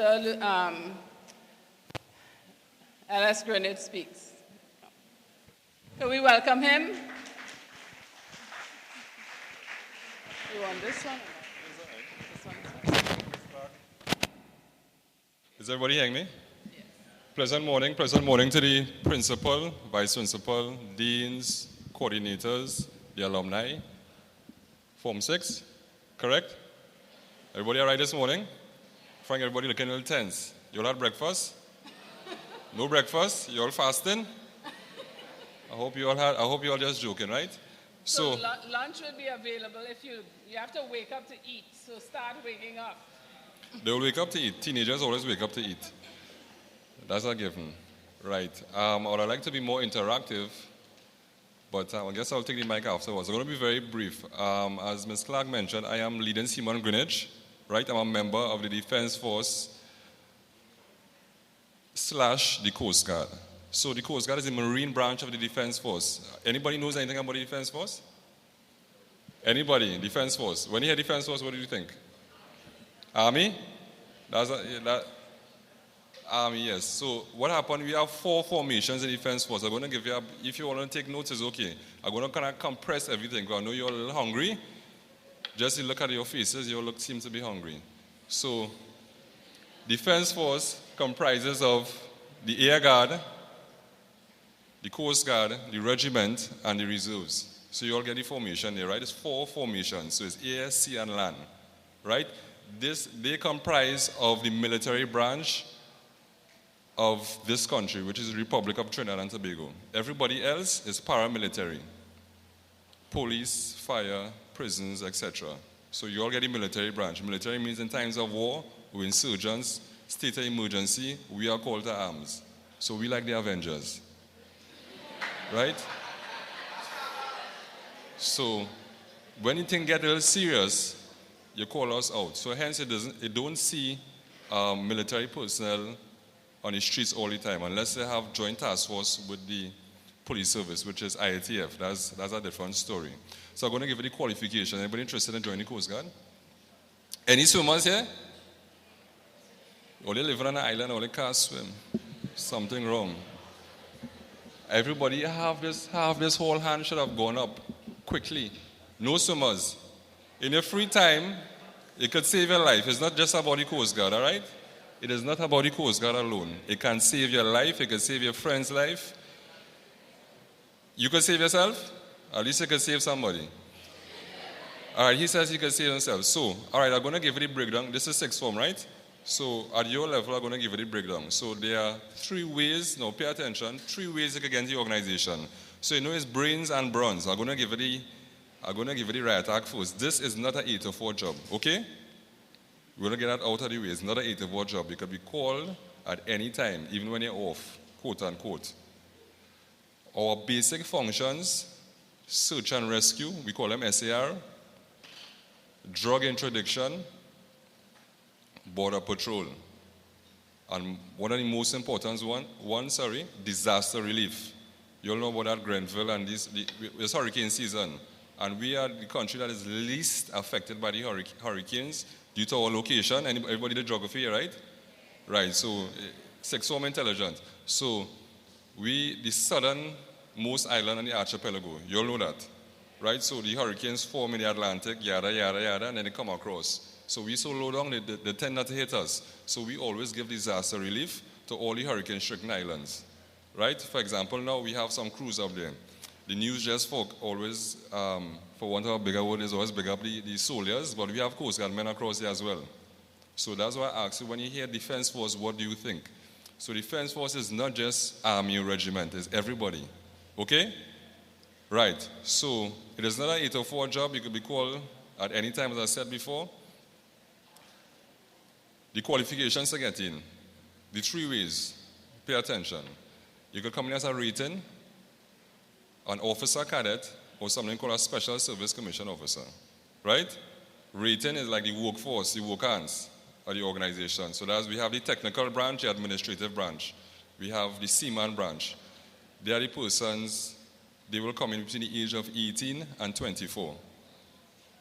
That is the rating structure, right? So you can move from ordinary seaman or assistant cook, assistant mechanic, and you go straight up to fleet chief petty officer. That's the highest rank. I don't want to confuse you all about the ranks. I just given any qualifications, right? All you heard me so far? I'm going to give some people some push-ups in a while. Yeah, watching the owners, you know. All the owners brave too.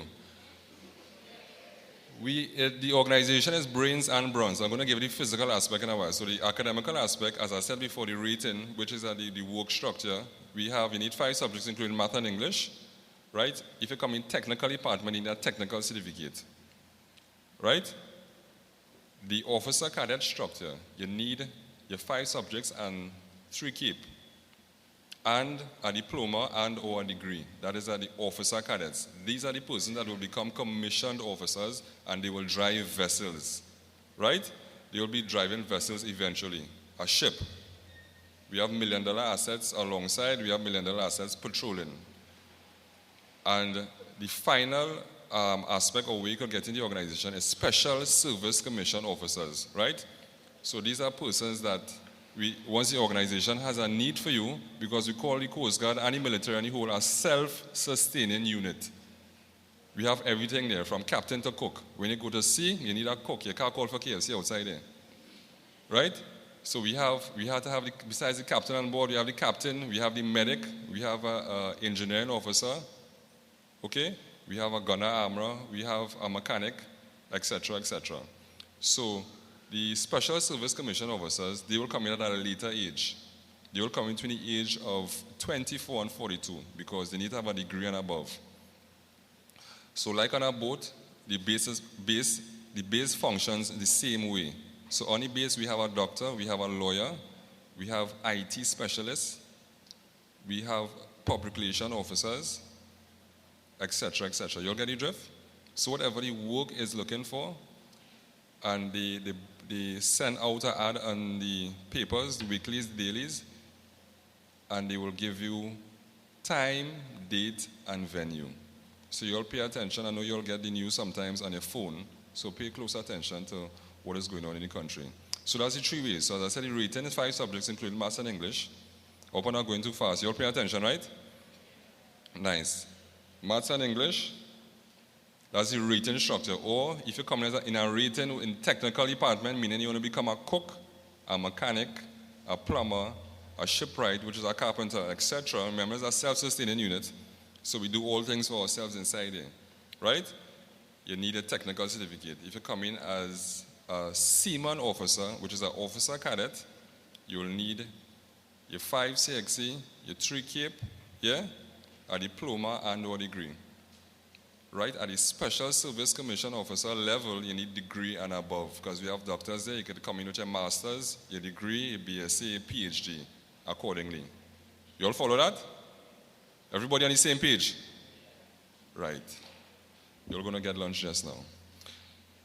So moving forward, the physical aspect to get into the organization. So it's brains and bronze.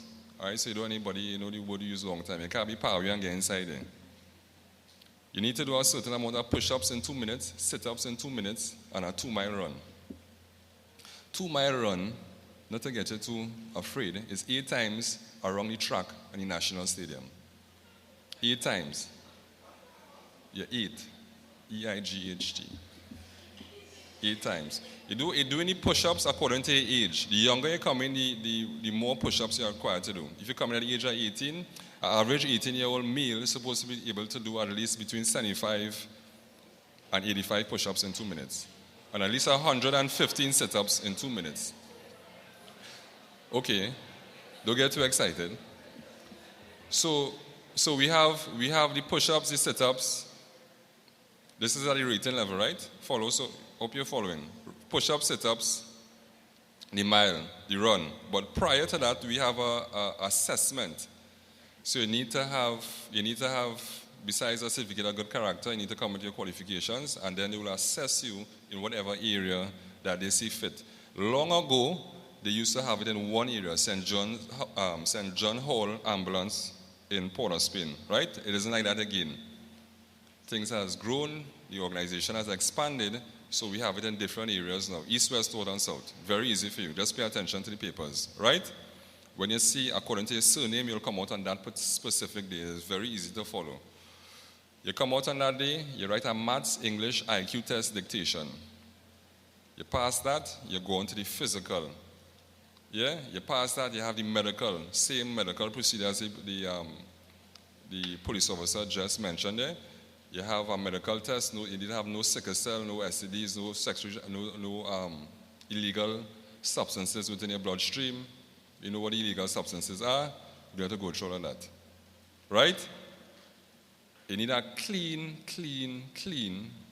stressing and clean bill of health, because it is not for us, not for you alone, it's to safeguard the organization. Persons have, not to frighten persons, but persons has come to near death, and in some cases, people have died. Right? It's a vast minority. So to avoid that, because you do a lot of exertion training, you're out in the sun a lot, you're swimming a lot, you're doing a lot of things, right? So if your body is not prepared for it, you might be able to make it. So prepare your mind and your body at the same time.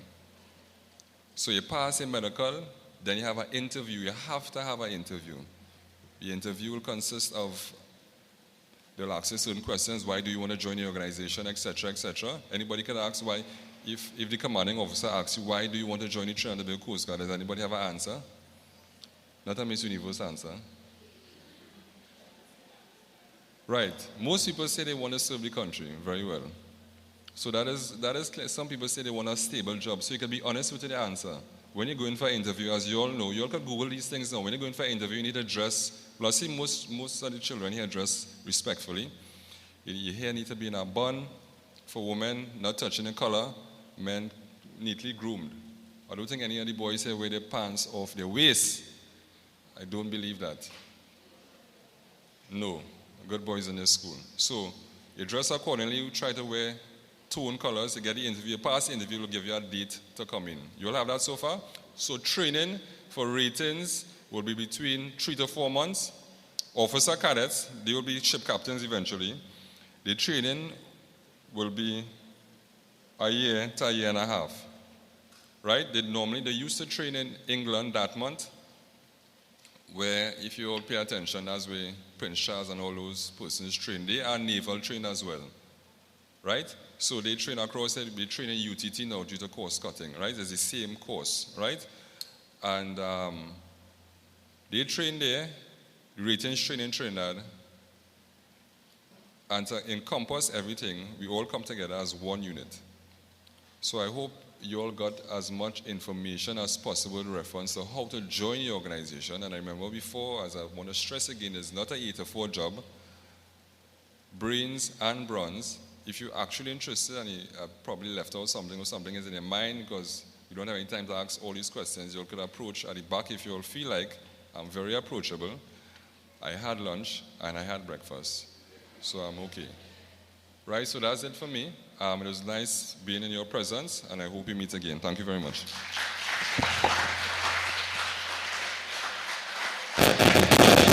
Okay. Thank you, guys. Could we give a hand to all our speakers?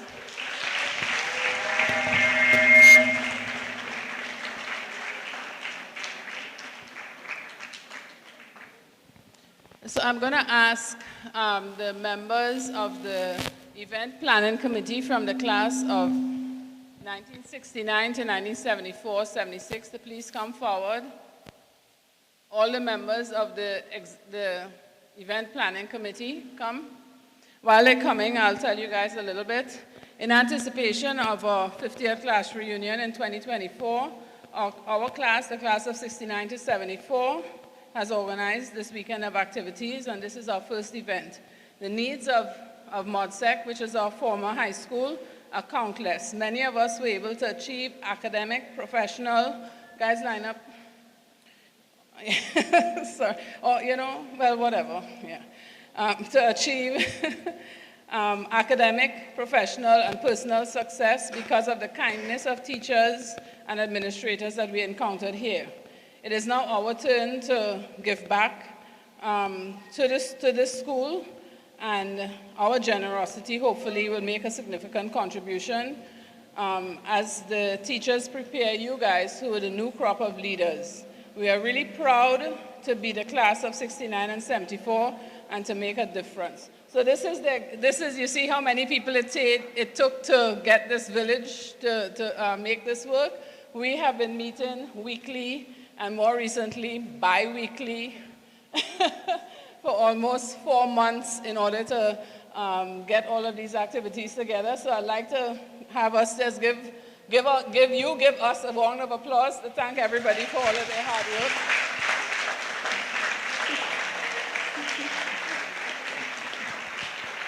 And now we have other members of the class, so I'd like you guys to come up. Everybody who is here from the class of 1969 to 1974. So this, we decided we didn't just want to get together, meet in Skinner Park, play a game, and get a drink. We wanted to really do something that was significant and that would be meaningful to you and to your teachers and administrators. So we decided that we were going to raise $10,000 for the school, and within about maybe a month, we got the $10,000. So we raised the goal, just fill in. We raised the goal to $30,000, and we are committed to assisting the principal and your deans and vice principal to receiving the money they need to get you guys a new IT lab.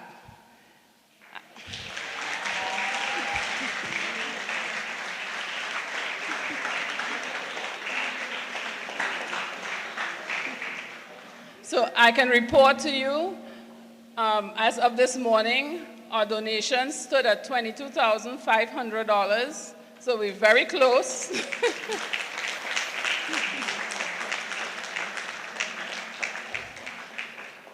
We have another activity tomorrow, which is a fundraising dinner, which will be held here at the school, and we know that we'll raise the rest of the money, and hopefully we will exceed it.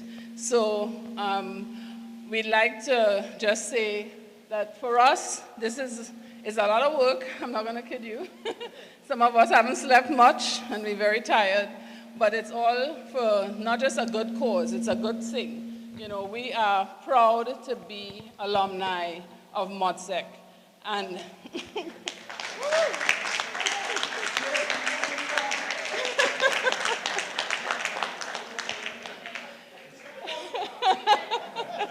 you see? They're very, very happy. Or we, I should say, we're very, very happy. And what was I going to say? Oh, yes. You know, for many of us, this MODSEC was like our family. I don't know how it is for you guys, but I'm pretty certain the spirit of MODSEC lives on. You know, this was home for many of us. You know, I know for a lot of students, I know for me, you know, home was not the most peaceful place when I was in high school, but my colleagues, my teachers, they, you know, stood behind me, lifted me when I needed lifting, and made sure that I stayed and continued to do what I needed to do in order to be a successful person. And I think that's the same message that all of us can have. And we want you to know that no matter where you are in life, it doesn't matter what is going on, you can be successful. Decide what you want to be, and then just do it. That's it. You decide. You guys are in sixth form. Soon, within a year, maybe a year and a half or two, you're going to be in charge of your own lives. Make good choices. Choose your friends wisely. That's what we did, right? And you're going to become everything that you could be and everything that you want to be. So having said that, we are going to break up now for lunch. Ms. Headley is going to assist me with giving you some instructions. After lunch, you're going to have half an hour. Hold up, don't talking yet. I was a prefect, so I know what to do here. After lunch, You're going to have half an hour for lunch. You can make as much noise as you want, do whatever you want. We're not going to be bothering you. After lunch, the round tables will be set up, and you're going to rotate through stations at about every 12 or 15 minutes. You should be able to get about 4 stations. If you're particularly interested in something, let us know or let Ms. Headley know. Okay, we would like, that's when you're tired. So we'd like to say thank you for the morning session to our alumni. Say thank you again, students. That's the best you could do? Okay, right. Now I am instructing you that after lunch you will talk, okay? They don't believe you could talk. So at this moment, could you all do me a favor before you go for lunch? Join 2 tables together, the 2 and 2, just stand, and then you're going to have your chairs entirely around it. So let me show you if you don't understand. Get up and bring these 2 together.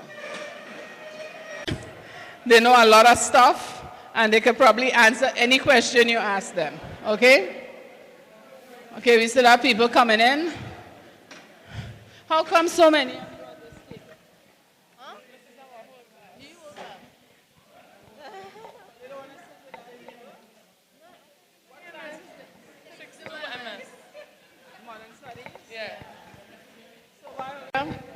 Speakers, group number 2, group number 3, group number 4, group number 5, group number 6. I'll take one. Are you one? Which? I don't know which one. But you don't know which one is law? No. You had a number. I did? Who is your partner? Who is group number 1? Huh? You, Peter, you asking me? Or Carlos, right? Here, group number 1, here. So just grab the kids, talk. Oh, and Miss Commission from UTT is with group number 1. So guys, this is kind of informal. I don't have an agenda. Somebody start talking, ask questions, okay? This group is going to talk to you about careers in science. Come on, go ahead. Group number 2, business. Group number 3, education. Group number 4, security. Group number 5. Just talk to them about anything. Tell them no land.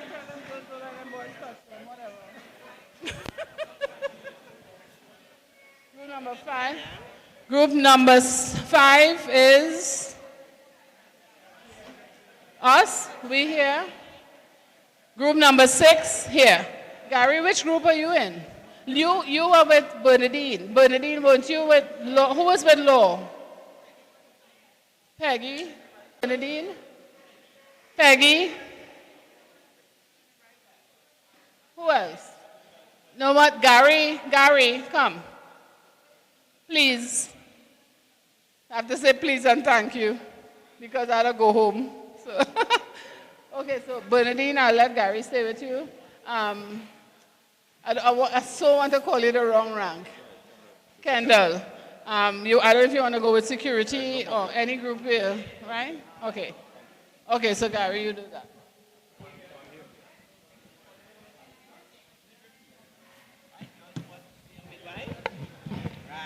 Yeah. So I'm going to introduce you to Michael Friday. He's one of the members of our class. And he's going to tell you a little bit about himself and talk about organizational leadership, I think. Thank you. Good evening, good afternoon, everybody.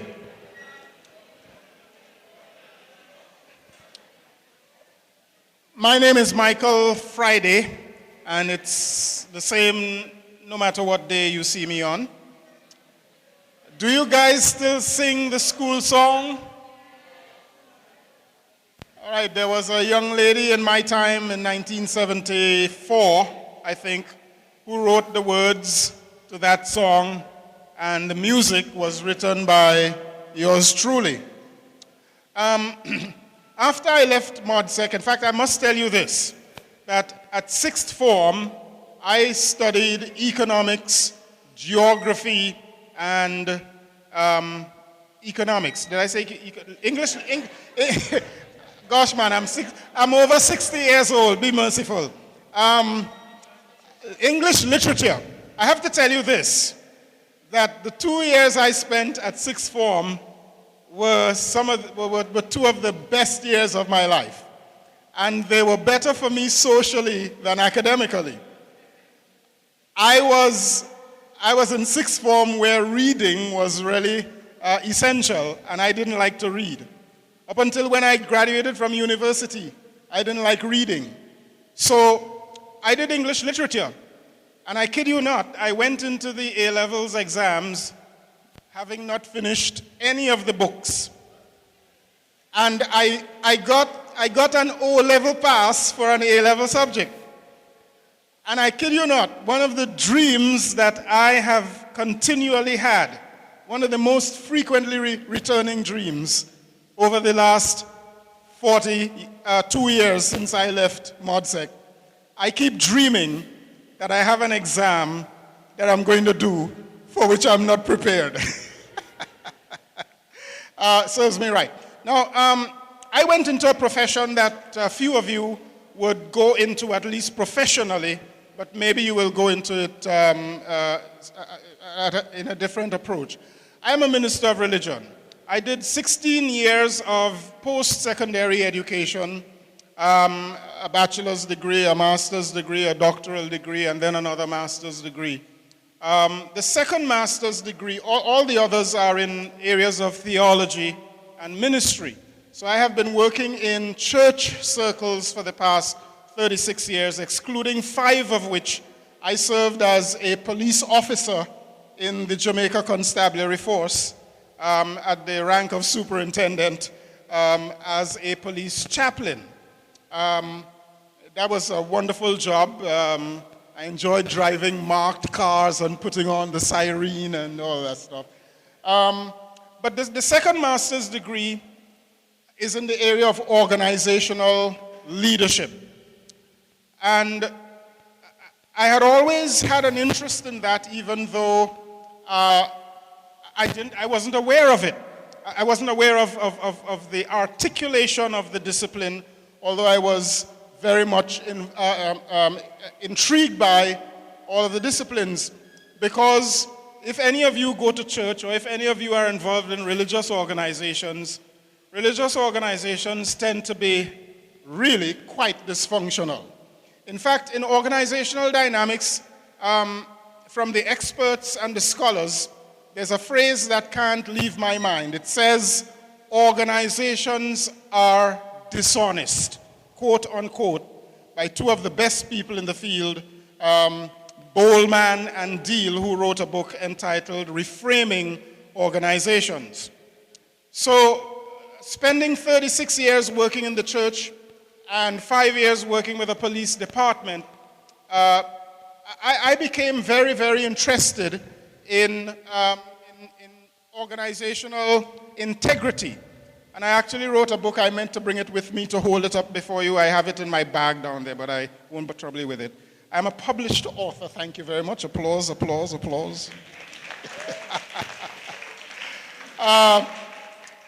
And the book is entitled, "And Lead Us Not into Dysfunction," because I got tired of seeing dysfunction in the church, in public life, here and there and everywhere. But anyway, not to hold you much longer, I want to tell you, all of you, regardless of the professions you're going to pursue, there is a handful of intelligences that you all would need,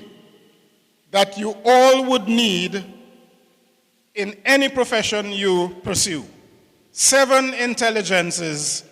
And one of them is not what Mr. Siratan told you about this morning, artificial intelligence. So if you're still taking notes, on a different line, because each letter I'm going to call for you will be one of those 7 things, write down CC in vertical order, CCSSEMI.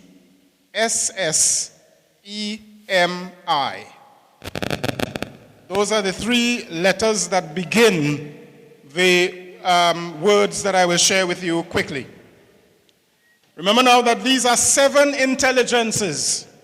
No matter what profession you're going to pursue, you will need. The first C is for cognitive intelligence. Cognitive intelligence is what you're becoming an expert at now. You're learning how to analyze, you're learning how to read. Don't be like me. You read, you think, you analyze, you question, you evaluate, you problem solve, you learn how to do abstract thinking, parallel thinking, arguing both sides. One of the best papers you could write for whatever you're writing is to argue both sides, especially for those of you going into law, those of you planning to be teachers. You need cognitive intelligence. One of the worst things is to have employees who can't think and who can't think for themselves. You need cognitive intelligence. That's the first C. The second C, the second intelligence you will need regardless of the profession you will pursue, is called cultural intelligence. You live in Trinidad and Tobago, one of the most cosmopolitan nations on the face of the earth, one of the most plural societies, culturally, religiously, and otherwise. And yet still in 2019, people of 2 of the most populous races still can't get along as we ought to because we're not culturally intelligent. We refuse, or we are deficient in learning about where we all have come from, whether from China, India, Africa, Portugal, France, Venezuela, Syria, where all of our foreparents came from. We need cultural intelligence. We shouldn't just turn off the radio, as I have to confess, my parents used to do when Indian variety show came on. And so I did not develop an appreciation for Indian music until those of you who watch, well, not until now, but as a person who has learned music a little bit, I later got an appreciation for it. Learn to appreciate other cultures, because diversity is not just the wave of the future, it is the way of the present. I mean, just look at yourselves, just look around at your colleagues and see that we're a burst of color and a burst of diversity. Learn cultural intelligence. You're going to need it, especially if you don't stay in Trinidad and Tobago and you find yourself up in Canada or in the United States or in Asia, somewhere else working professionally. You're going to need cultural intelligence.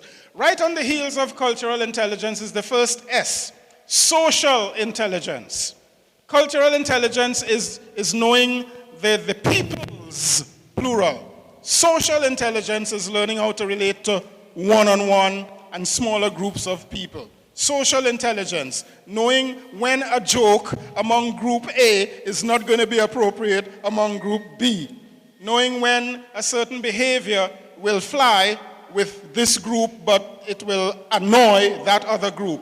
Knowing when something will make a laugh here, but it will get you a good cuss word from somebody else in another group. Social intelligence, wisdom, knowing how to function in an appropriate way in any situation in which you find yourself. Now, one of the saddest things is to have employers who are very, very good at their sciences, very, very good at their information, but they're social bums.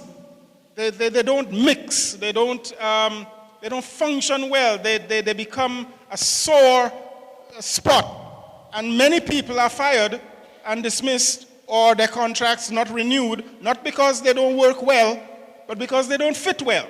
So learn social intelligence. The next S is for spiritual intelligence.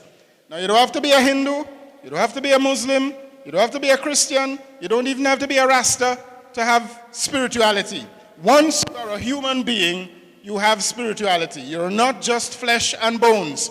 Even if you're an atheist, you have spirituality, because we are not just flesh and blood and bones. If you dream, it is proof that you're a spiritual being. If you think, if you imagine, it's proof that you're a spiritual being. If you long to have fellowship and relationships with other people, you have spirituality. If you think about where we really come from and where we're really going and what we're really doing here, you have spirituality. You need spiritual intelligence, even if you're not going to be an imam, even if you're not going to be a pundit, even if you're not going to be a pastor, even if you're not going to be a Christian, a Hindu, a Muslim, or anything. You need all of that. So those are the first, how many? 4? Intelligences you need. Now for the next 3. The E is for an intelligence that takes down a lot of people in high places. The absence of it, that is. Emotional intelligence. People who don't know how to control themselves, how to control their feelings. People who don't even think and admit to themselves, boy, I'm really feeling angry. Boy, something in the meeting you just said makes me want to strangle you. But I'm not going to strangle you because I have emotional intelligence. I'm wise, I'm alert to the fact that I am angry. But I'm alert to the fact that you didn't even intend to make me angry. So emotional intelligence has to do with knowing your own feelings, but being alert to other people's feelings, because you're going to be working with people. And in order to work well with people, you need to respect their feelings, but you also need to respect your own feelings and be in touch with your feelings. And respect your feelings when you're angry. So not just because you're angry, you're going to cuss out everybody and walk out of the room. Not just because you're feeling timid means that you must shut your mouth. Your word, your voice is as important as everybody else in the meeting, so you must speak up and be heard. Emotional intelligence. The M is for moral intelligence. There's another one, the absence of which takes down a lot of people. Politicians, police officers, pastors, ordinary workers. The absence of moral intelligence. Moral intelligence is not just knowing what is right from wrong. It is the courage to do what is right, even when you're going to lose or apparently going to lose. Moral intelligence has to do with the willingness to take a hit, not because you like being hit, but because it is right to do what is right. Because even if you, quote unquote, lose, somebody else is going to win because you're doing what is right. So I hope that some of you will become public servants. I hope that some of you will become politicians, but politicians who do what is right. And even if it means that you're going to have only one term, you do what is right. Because you leave a legacy of what is right. And when you don't do what is right, you leave a legacy of mess and wrong behind you. You need moral intelligence. And finally, the I is for identity intelligence. You need to know who you are.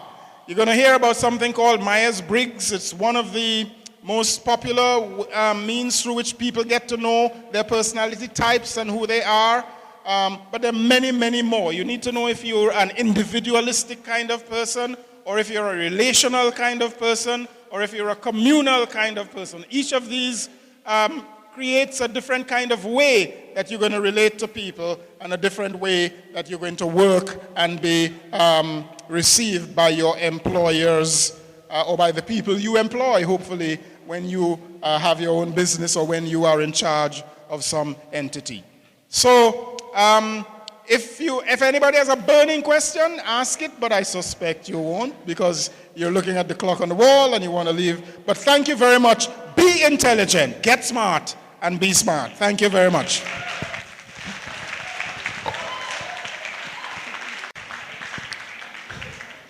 So this is it. I would like to thank first the principal, your principal, Ms. Cindy Khan, Ms. Franca Headley, Hills Headley, I'd like to thank Dr. Ram and Ms. Manbot for facilitating this and allowing us. Remember, if you guys talk while I'm talking, you're not leaving. Okay, 2 more minutes and I'm shutting up, okay? All right, so we would like to, and most of all, we want to thank you guys for being good students, for paying attention to us, to giving us this opportunity to share some of what we've learned over the years, and to let you guys know that we have your back, okay? We're going to be back. You're going to see us again. We are with you. You are going to be part of the MODSEC alumni as we are, and we look forward to working with you guys. I want to leave you with one thought. I still have 2 minutes. Leave you with one thought. Have you guys ever heard of the 4th Industrial Revolution? Who has heard of it? You heard of the 1st Industrial Revolution? 2nd? 3rd? This generation, your generation, is living in what is called the 4th Industrial Revolution. I'm going to talk to Ms. Headley, and we're going to find a teacher who is going to give you an assignment to find out what that means. Because this concerns you. This is going to affect what you're going to become and what you're going to be able to do in your lifetime. Okay? You're going to be taking care of me because I'm going to be getting older. But you guys are the ones who have to live in this 4th Industrial Revolution. And you have, the biggest thing about it is you have to figure it out. The workplace is changing, the governments are changing, the environment is changing, and it is changing while you are trying to decide what you should do with your life.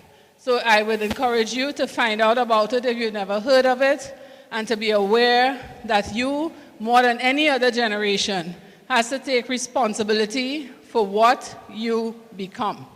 Okay? It's going to be up to you. You have to be flexible. You have to be able to morph. You have to find out that information, and then you have to utilize it. A lot of jobs that exist now are going to be redundant. They will not exist. I can't tell you the last time I went to a bank to a teller. I do all my banking online. If I need money, I go to an ATM.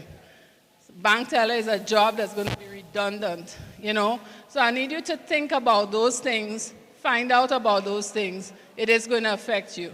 I'd like you to give yourselves and everybody a big round of applause.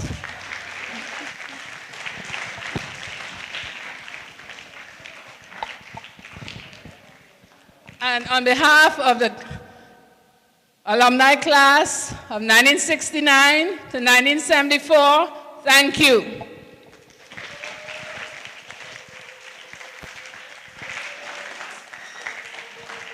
These presentations, a lot of hard work, a lot of coordination. The human capital in this room is way off the charts. I don't know if you understand how many years of professionalism and education has been presented to you today by people who are very humble, down-to-earth people.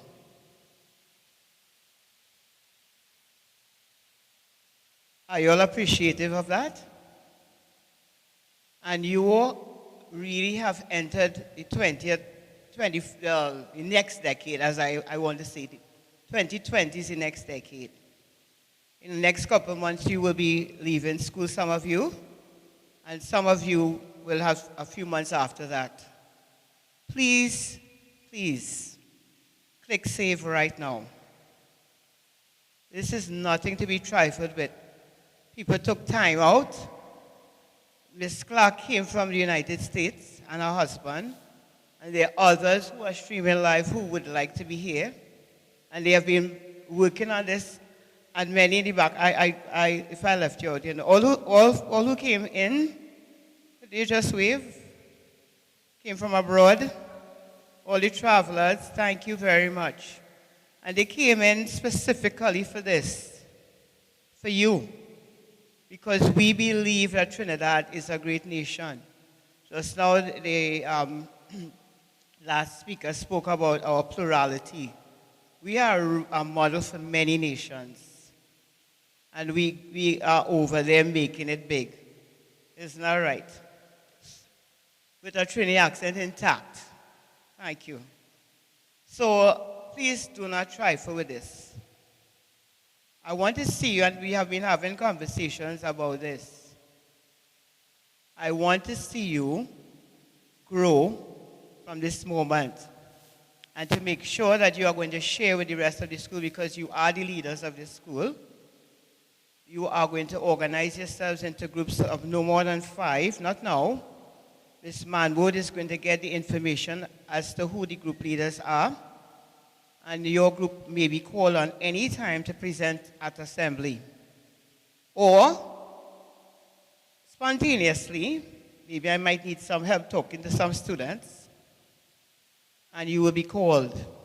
You have to be responsible for what is given to you. It costs a lot. And if you don't want to do what is right, and you don't understand that you're the future of this nation, then we are going to be in dire straits. We will be living behind bars. We will be living behind bars. And many of us are already living behind bars, and they are burglar proof. And all kinds of cameras and all kinds of stuff. That was for prisoners, by the way. So, at this point in time, we are going to exit decently and in order to our classes. If I find anybody breaking class, you're going to be in trouble, all right? I'm just saying that. I know I don't really have to say that, right? Right? Okay. I must commend you for your behavior and your tolerance. I have been receiving great raves about you, how nice you all are. That was nice of you to be nice today. You all enjoyed yourselves? Okay, so on your way out, let our alumni 1969 to 74 and 76, let them know. I'm sure they wouldn't mind if you take a couple minutes to say goodbye and thank you and give them a hug or take a picture, all right? But don't overdo it. Okay? So, with that said, I'm not going to call you by classes or anything like that. You know where you have to go. You're going to go to your subject classes, all right? Okay? Some people ain't answering me, you know. Oh, all right then. And thank you to Mr. Hollis Clifton, who has streamed us live.